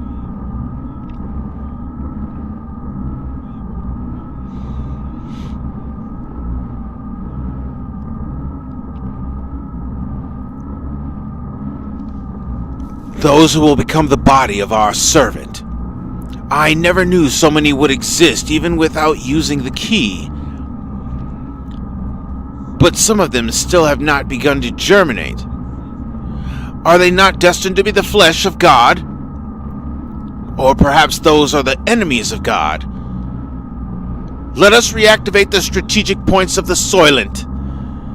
At any rate, they are just incomplete mutants. They are useless now, in their half-finished form. God's apostles. There cannot be any harm in having too many of them.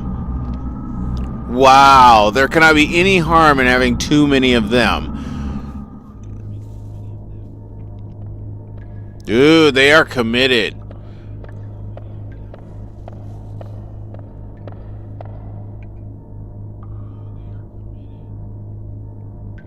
Just imagine them having to fight their way up and through the fortress in Gears. Yeah, that would have been, I think it would have been something to the tune of, it would have been something to the tune of the continuous gear fights that you do in the beginning when Faye's fighting through all of the,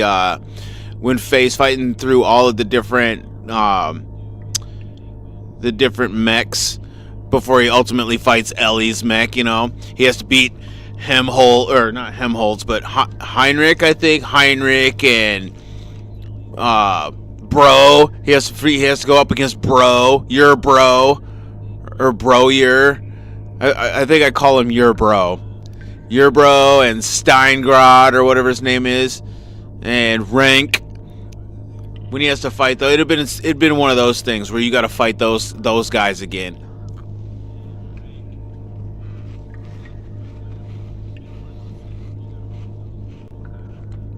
And then it would have continued on, and you would have had to fight Dominia and Kelvini, like all the elements.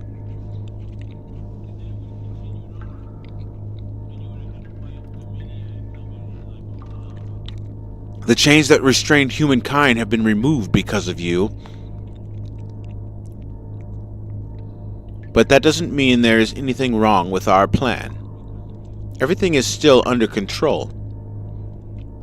In the event of the explosion in the capital of Solaris earlier, I had set up a nanomachine virus to diffuse into the atmosphere. I knew they were eventually going to break the seal, but the timing was a little close for comfort. The current mutations of the humans are an initial response to the virus. Once the virus we spread over the world germinates inside of the humans, they are no longer the same. They change into a controllable form. Does this kind of sound familiar to some shit that's be happening right now? I'm just saying. I'm not. I don't want to open up huge debate, but isn't this sound familiar to some stuff that we've been going through with certain diseases, shall we say?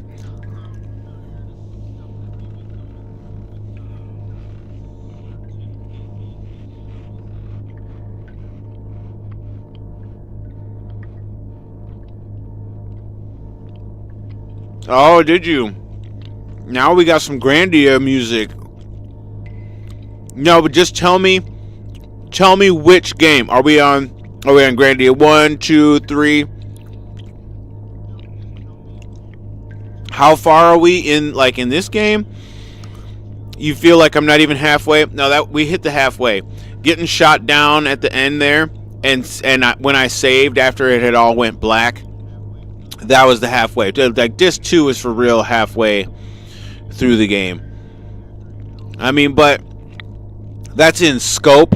I'd say the halfway point of the game really is when you leave Shavat and enter Solaris. That's like technically the half point of the game. Because of the way they do disc 2, you don't get as much of a game out of disc 2 as you get in disc 1. But the scope of game that's being told really does set it apart as a whole nother, like, it should have been a whole nother disc worth of stuff going on.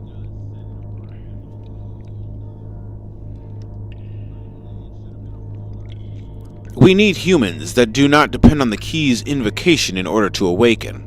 In other words, a being to take the place of the original body of God. It's like a Trojan horse, released at the time of the assimilation with God.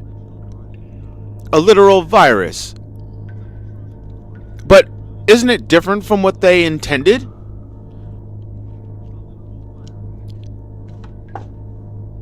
Of course. We can't let them have it their way. The Ark of God is mine. Either way is fine by me. I will just side with whichever is the more certain anyway. Now she's talking her programming to you. That's crazy that the two of them can have those conversations. But that's just the level of mind play that Corellian is able to do. He's the only one. That's why he said the Ark of God is mine. He's talking to Mayang. Mayang really don't even know what he's talking about. Because that's not what she's trying to do. And that's why she says, whatever, I'll go with what's more certain. Because he's talking over her head, bro. Corellian is over Mayang's head right now.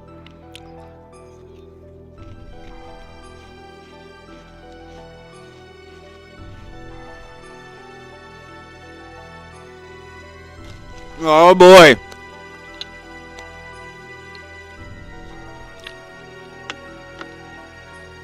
The Soylent System. A system of facilities charged with providing sustenance for the people. These facilities existed all over the earth. It is said that originally these were used for biological experiments and brainwashing.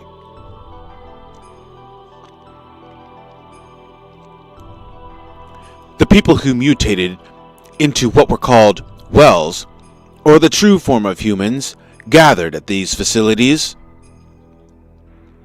Some of the humans turned wells were attacking healthy humans and devouring their flesh and blood. They just glaze over this like it's just normal stuff to talk about. That is because healthy human flesh and blood eased the pain of their sudden molecular changes and let them live longer. Their lives were so short.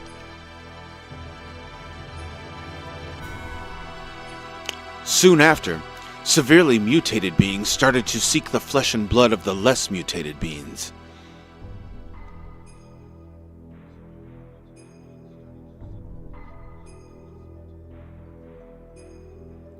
The Soylent System divides and merges those mutated bodies on a molecular level.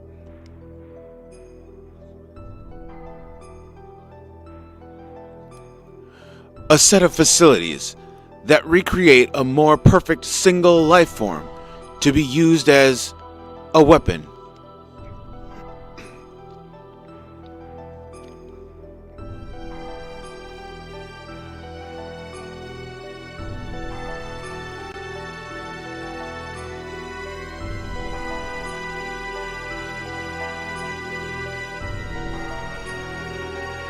This was the truth behind the Geisel Ministries' M plan.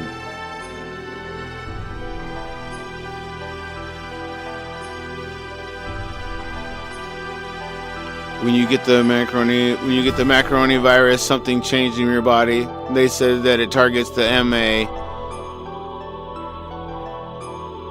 Oh man, C19 changes your RNA. Yeah, and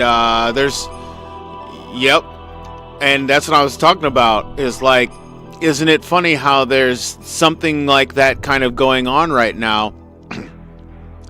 It almost feels as though we are having a limiter implanted into us genetically, like these days with the cloud seeding and with the strange diseases that have strange treatments to get rid of them or to suppress them, and the adverse reactions that the human body is having because of these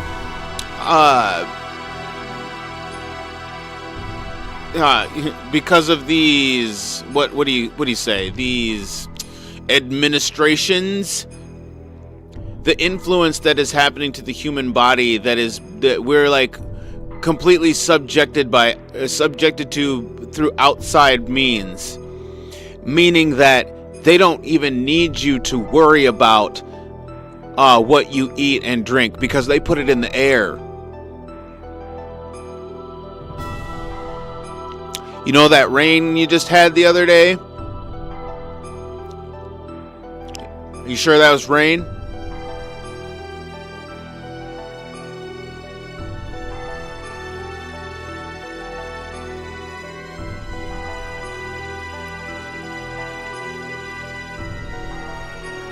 You're convinced the director of Monolith Sauce is telling us about what's happening in real life and the patterns that prove it.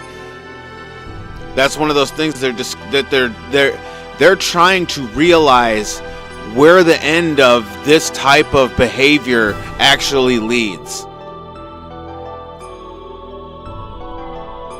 They're exploring the concept of what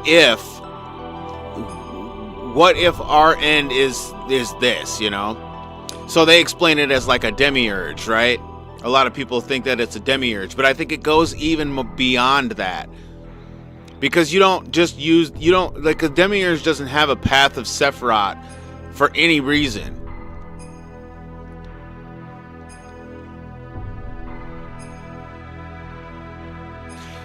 Go to those facilities and you will be freed from the unbearable agony. So people gathered, seeking a fulfillment of this promise. There is salvation there, the news spread, although no one actually uttered it.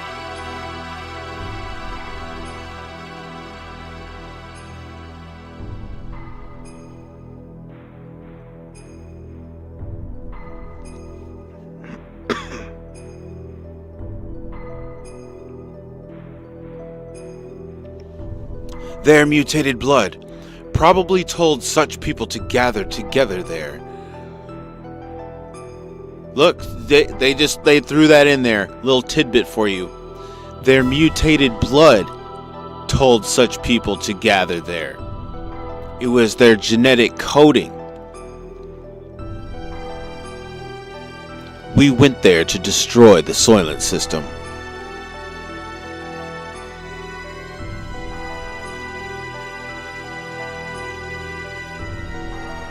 You think your mitochondria protected you?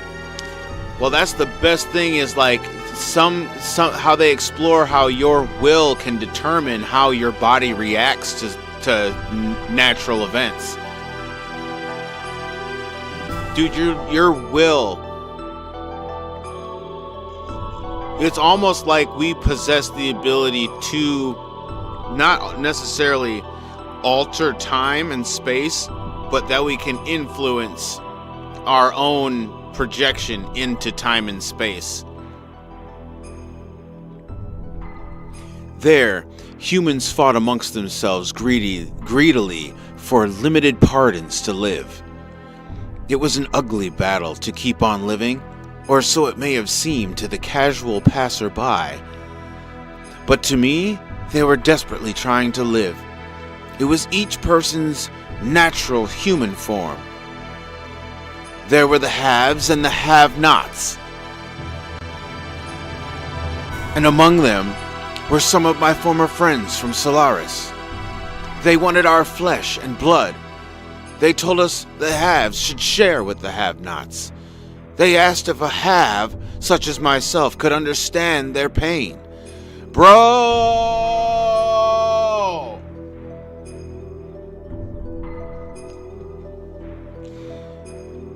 Scope. Scope, ladies and gentlemen. This is what you call scope. What kind of a story are you telling when you have to write a script that says they wanted our flesh and blood? They told us the haves should share with the have-nots.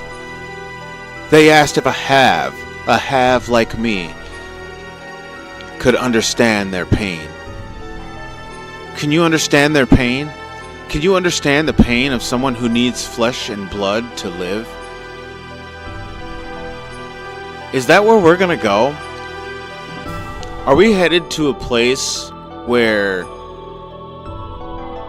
consuming flesh and blood becomes a necessity for life?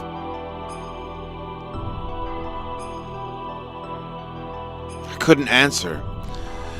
No matter what I had said, it would have sounded like a conceited have speaking. A conceited have. This is a great this is a great way to disguise racism. And this is exactly what it is.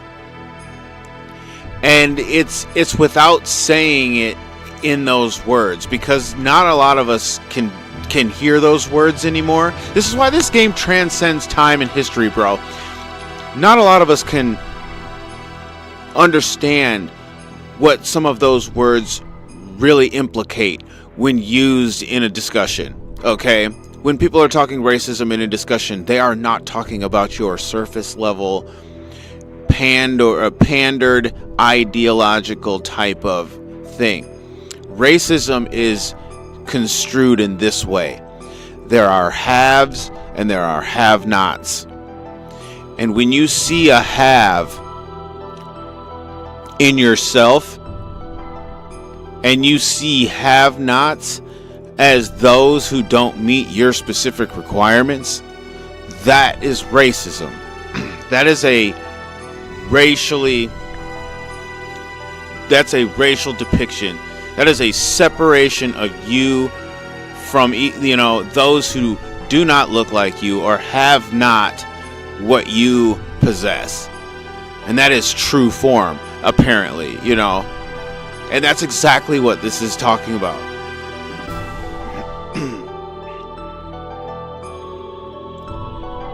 The rich eat the poor was a theme back then too. Way back then.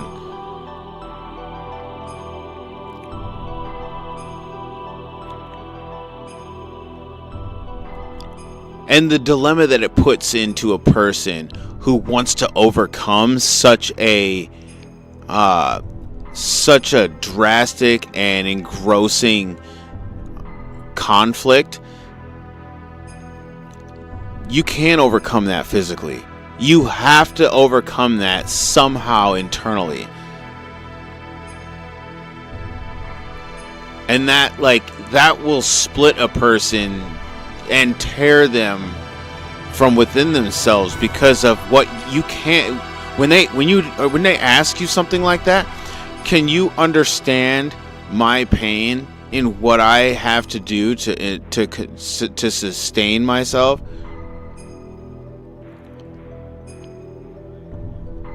Just like the person in the memory of my dreams in the distant past. You think it's more classism than racism? Yeah, I think classism kind of disguises as racism with these concepts of have and have not. Because there are those, obviously, who say there is only one race, right?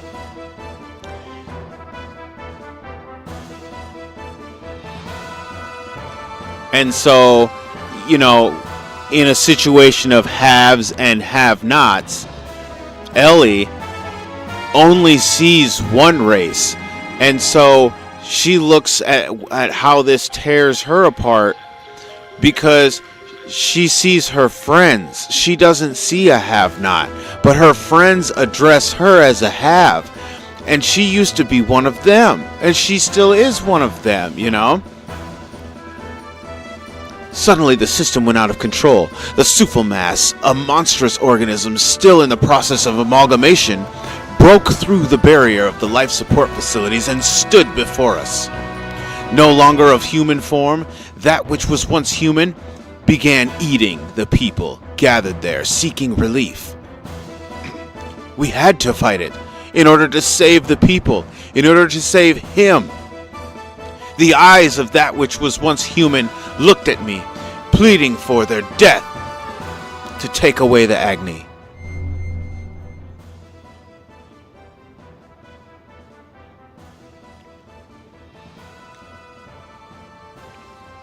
Oh, let's see, we got Supermass going on. We about to take Faye. I mean, there's no reason to not Faye Ellie and Citan.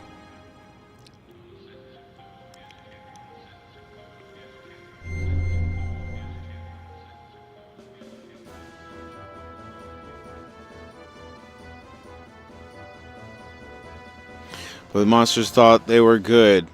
They deserved to rule. Many fictional works try to portray a dichotomy of dissonance.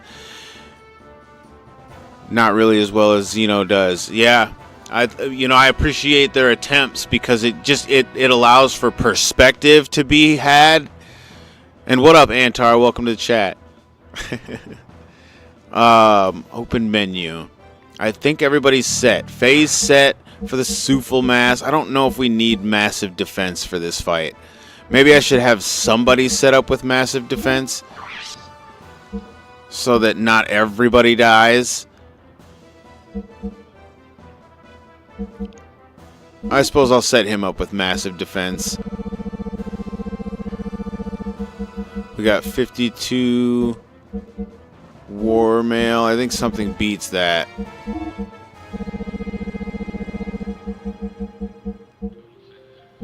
Oh, Crimson Vest. Okay, Crimson Vest. That's fine. That's not the worst. Let's go.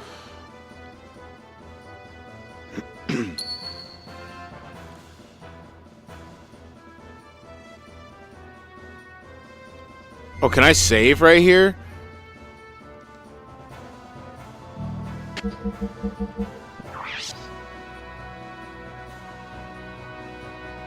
Nice. I never knew I could save right here.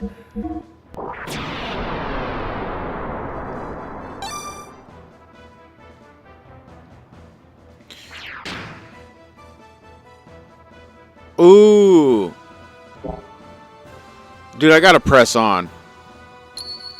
This is so addicting. I really don't know how to save, bro. I'm all about doing 15 to 20 minutes of content again if necessary.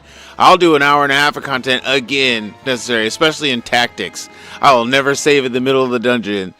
Only in the 100 subscriber playthrough to get it done with. But we still have the save that's outside so we can deep dungeon it.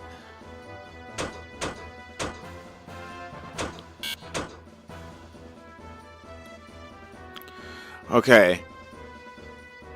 Oh, this isn't that difficult. Oh, and it's Citan? Yeah, you already know. Hold on. Hold on. Where is it? Oh, we want Renki and then that. Yeah.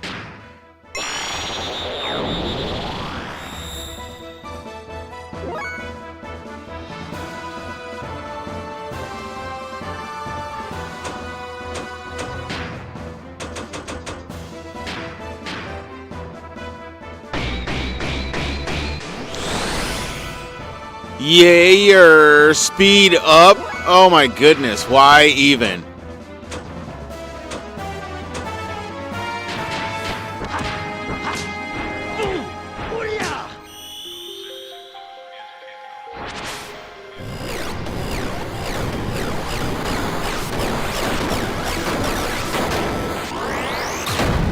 Ellie's like, we had to fight. There was no other option.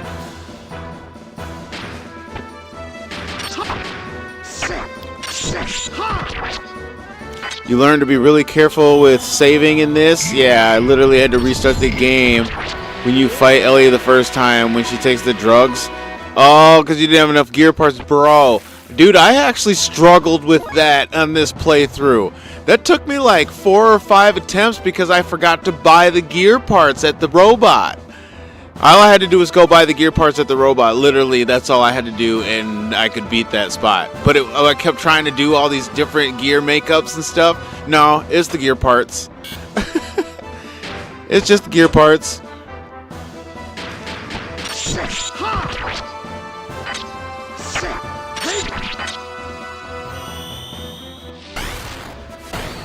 You killed the robot.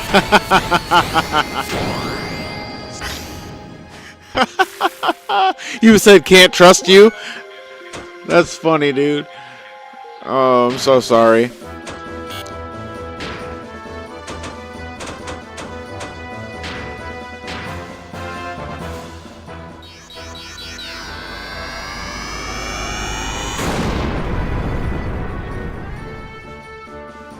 Ellie with the mammoth attack, the no damage.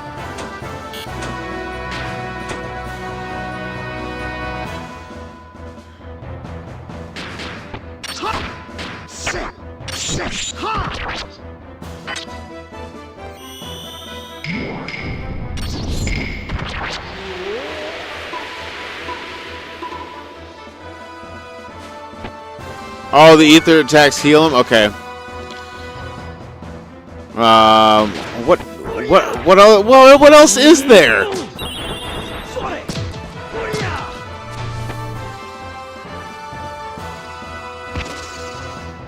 Dude, it's time for some Zanretsu then. He said, can we just appreciate the move set of the sword? That's what we're about to put on display.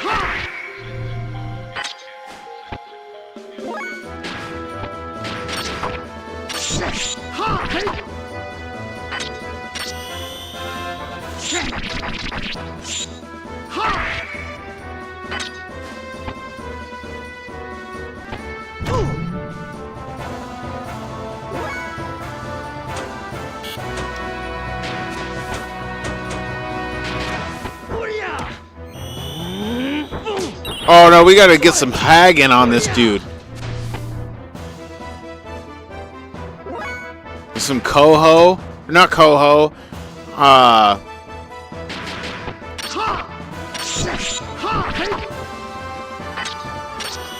What is it? Jinrai? Gotta hit him with some Jinrai.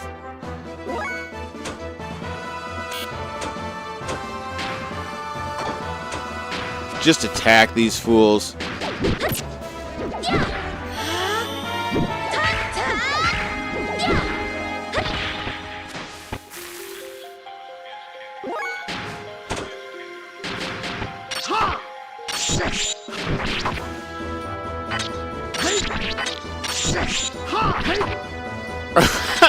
Dude, Sighton cutting it up. I'm about to do the 6 triangles with him and see how much damage he do. Oh, 7 triangles.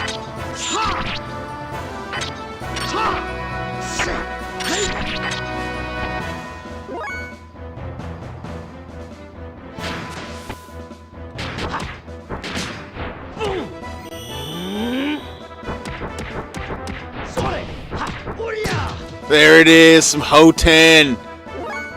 Sick.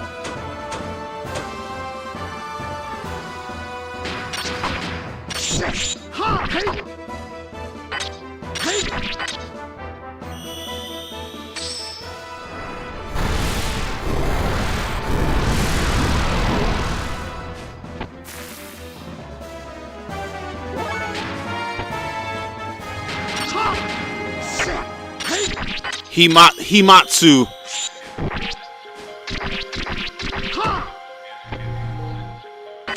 Whenever I stream, you end up cooking. That's because we cooking up in the vault, cooking up this here kung fu. got Ryujin.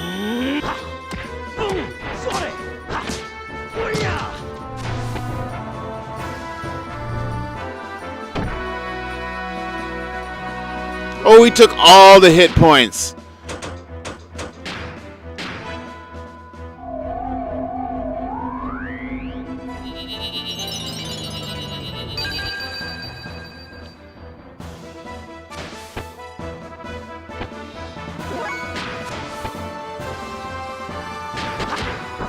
Oh, there it is, the Tenbu.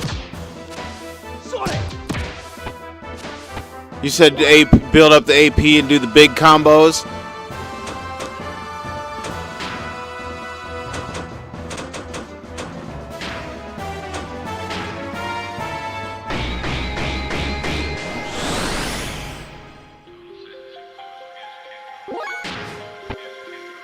I can do it with Citan for sure.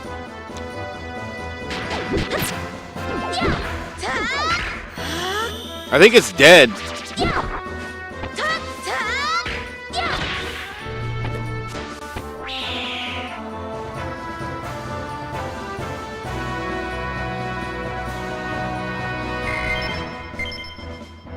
Get the pilot shield, eh?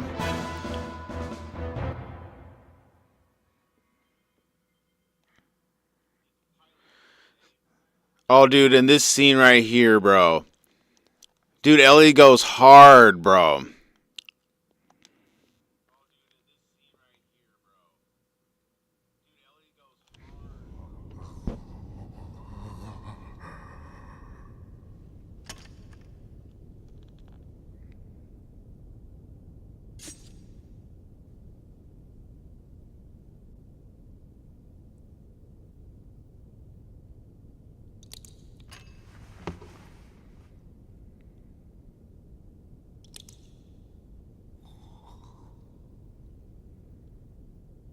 I'm sorry.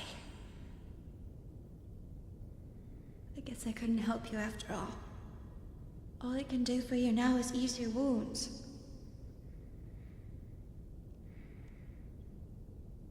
I'm so sorry. Ellie, you...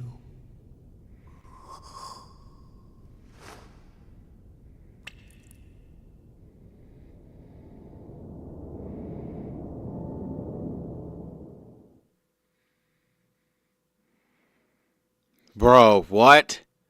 I mean, what? The scope. And then she takes position. Please listen to me. Stop fighting among yourselves. We are all humans. This facility was built by the Solaris Ministry.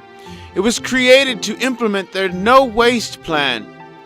Such facilities were to convert mutated humans into weapons that served as tools for their ambitions.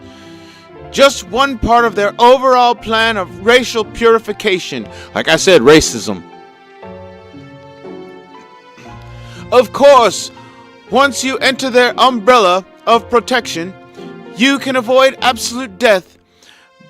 But is that human life? Even if you are the only one left, if you're devoid of a heart, what does it all mean?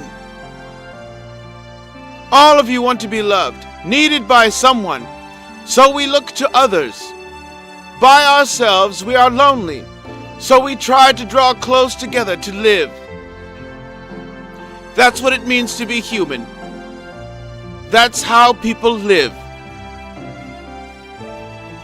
Case in point.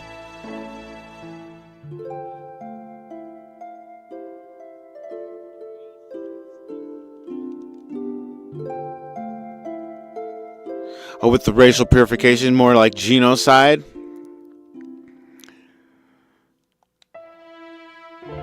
A single hand cannot clap.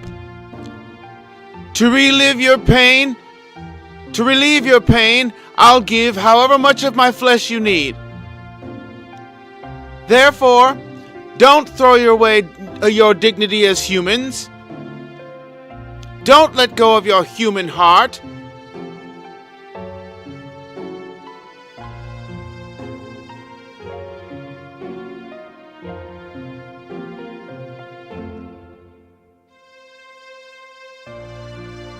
She's having an out-of-body experience. Is that whole, like, something come over and she just, like, went into the mode.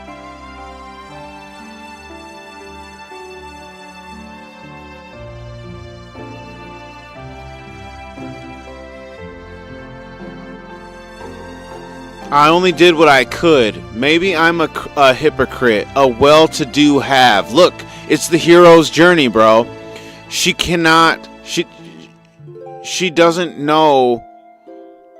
She's at that state of, I'm trying to help people, and I'm so helpless.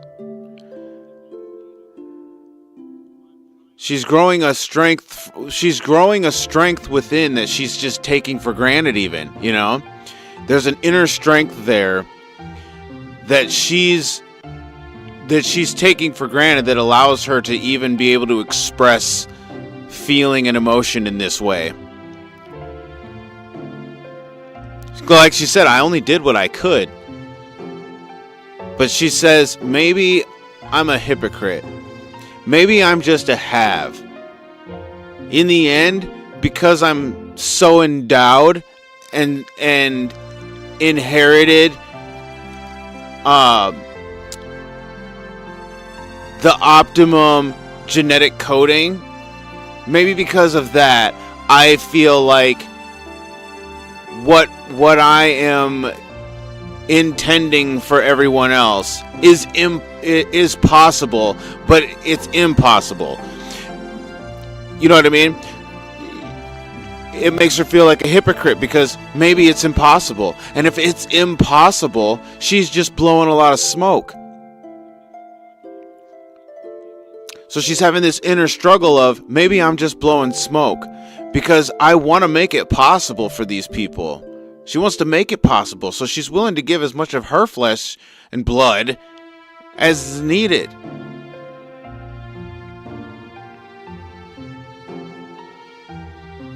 This game so far has been 3 weeks in the universe.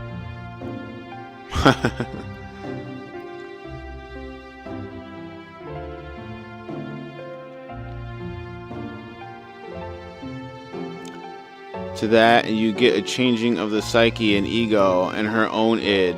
Her id wants to make possible. Maybe it's only pity for the have-nots. But if I can know the joy of giving out a little of life within me, maybe someday it may just be possible that one human can truly give love to another. Oh man. If I can give as little of me, or if I can give... Hold on.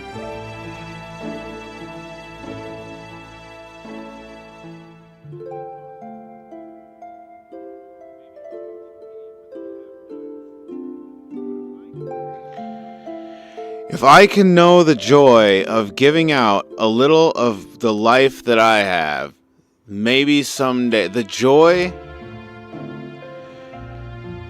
If I can know the joy of giving out a little of the life within me, giving out a little of the life within me, the joy of giving out a little of the life within her.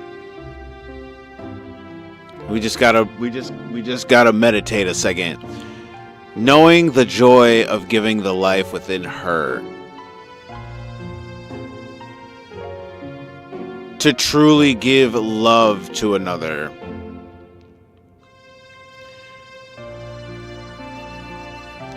So the literal, it's talking about the ebb and the flow. Because you must be emptied and filled in order to enjoy true relationship. You must empty yourself and be filled from another. And that's life. It's your life must be emptied and filled by another. So you can truly give love. People can do it. I truly believe they can. And that's why she's doing what she's doing.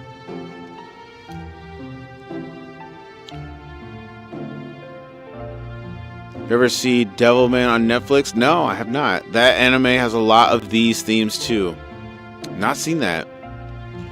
After that, we went from place to place, destroying all the Soylent System facilities located on the surface of the Earth, and freed the people held at each of the locations.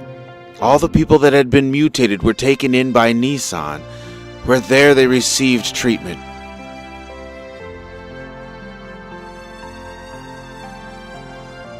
He said, "Fill me with pizza."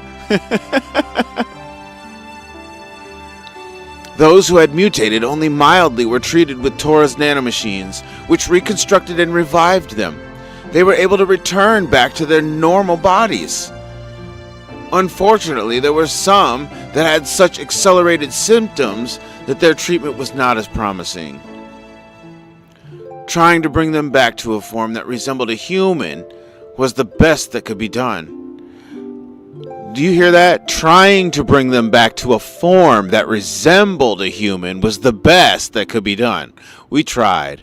However, mysteriously, they no longer fought each other for survival, as they did when they were held by the Soylent System.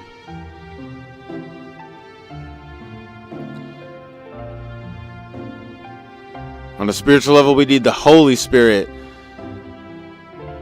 You know you'd be far worse without him.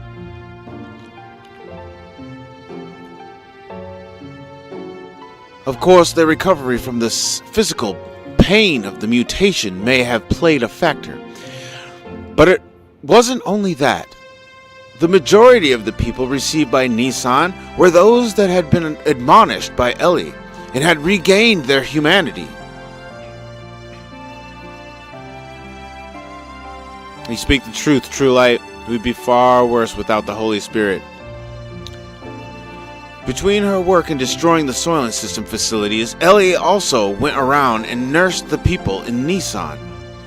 She aided the bodies of the mutated and lent an ear to those who had no other place to go for help. She was the very image of the woman who created Nissan, Mother Sophia. It became rumored that Ellie was a reincarnation or a second advent of Sophia. Go to Nissan, you will receive salvation. The news seemed to spread further about the people. The news seemed to spread further about, and people came from all over to be saved, both physically and spiritually. Free from the supervision of Solaris, the surface dwellers began to unite in one place.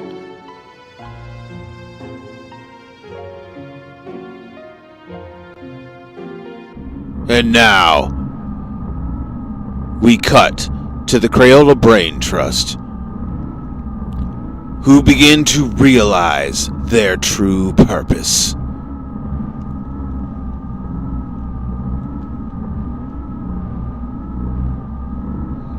The germinating of those destined to be the body of the servant of God. As before, the humans are gathering in Nissan at this rate. Not to fear, this might actually be helpful for us.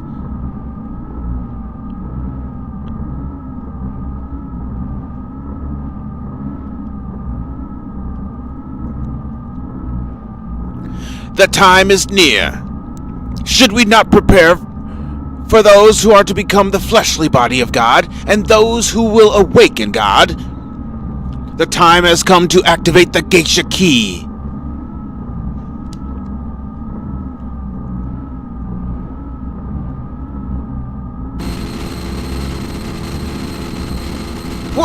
What? Kane!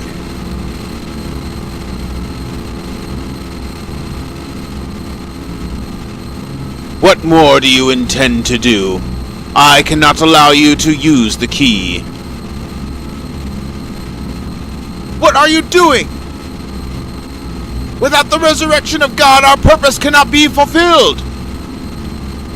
Or are you planning on perishing with the God? Cain! without fulfilling our purpose. Your purpose? You were fated to it from your birth. Why haven't you realized that it does not arise from your own free will? I've heard enough. Yes, this is of our own volition. If you still insist on opposing us, have you forgotten? You are my subordinates. I can destroy you if I so desire.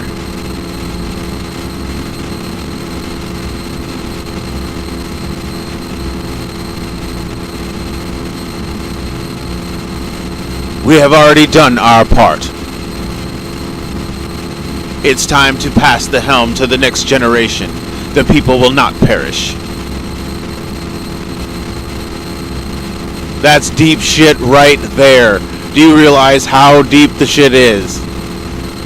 He said it's time to pass the helm to the next generation. The people will not perish. Your time has come. It is over for you. It is over for your protocol.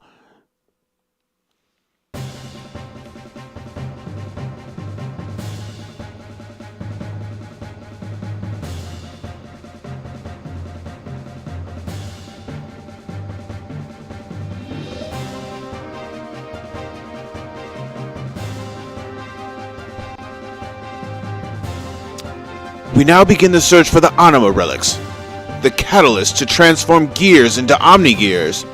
In the past, 10 relics had been recovered. It is said that about half of those are in the hands of the Ministry. According to Zephyr, there should be several more relics hidden in the land. We knew that Solaris would most certainly be searching for them. There was no way we could allow Solaris to have them. We visited the place where using archaic records, Zephyr and her people had been able to get clues on whereabouts of relics. Following the information we obtained from there, we headed towards the ruins of what seemed to be an ancient civilization.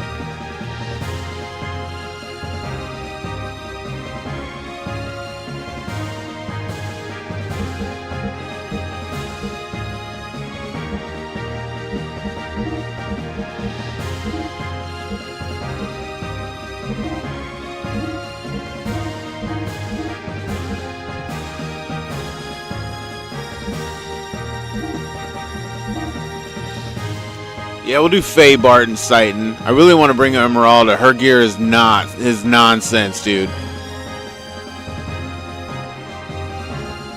Switch the Ether Doubler. It's the last chance.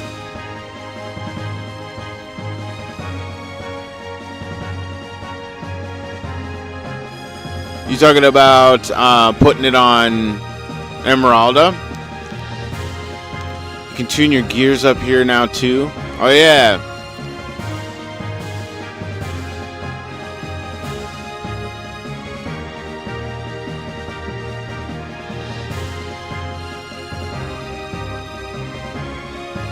Yeah. He said pass the torch. Bro, I know. That's why I'm going with Faye, Bart, and Citan.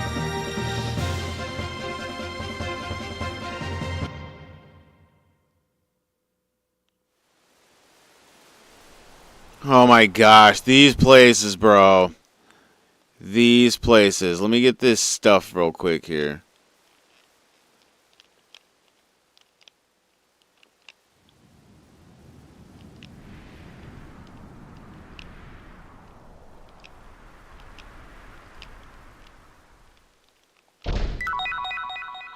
The Ether Guard. I don't know what else is out here. I know there's some things to be running around and grabbing though.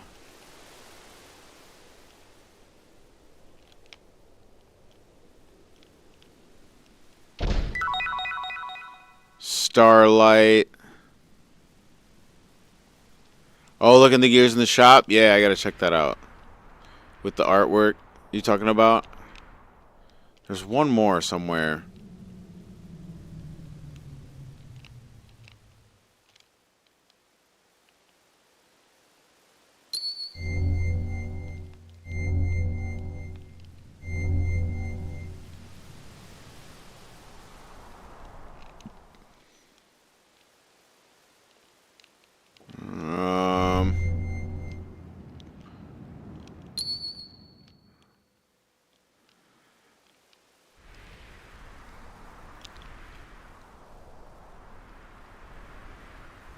I thought there was a third treasure chest out here somewhere.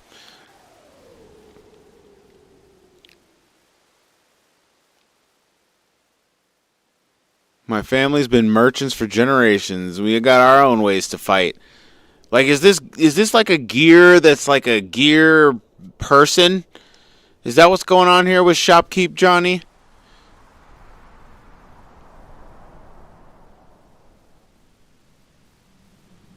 The Elementals are coming with the Voltron. Oh, man. Gear. Look at Well-Tall. Look at Swole-Tall.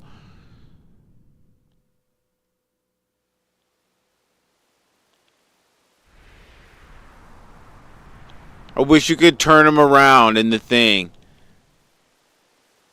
And look at some 360 degrees.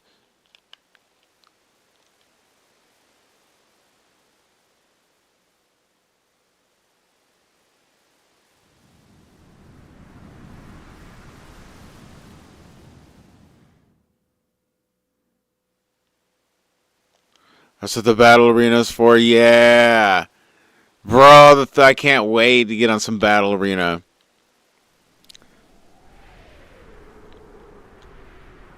That's a sick piece right there. That's a sick gear, man. Jeez, I haven't actually played the game in like this whole stream. I don't think I've played well, I mean, I did a couple of battles, you know what I mean? Look at Fenrir, though. Look at Fenrir. Woo! He's just legs and arms, bro. Legs and arms and, I don't know, sexiness for, like, is that a mustache? It looks like a mustache. It looks like a face with it looks like a nose with a mustache coming up off of it. Fenrir's the nose, mustache, legs and arms bot. Fenrir's looking swole too. That ain't no joke.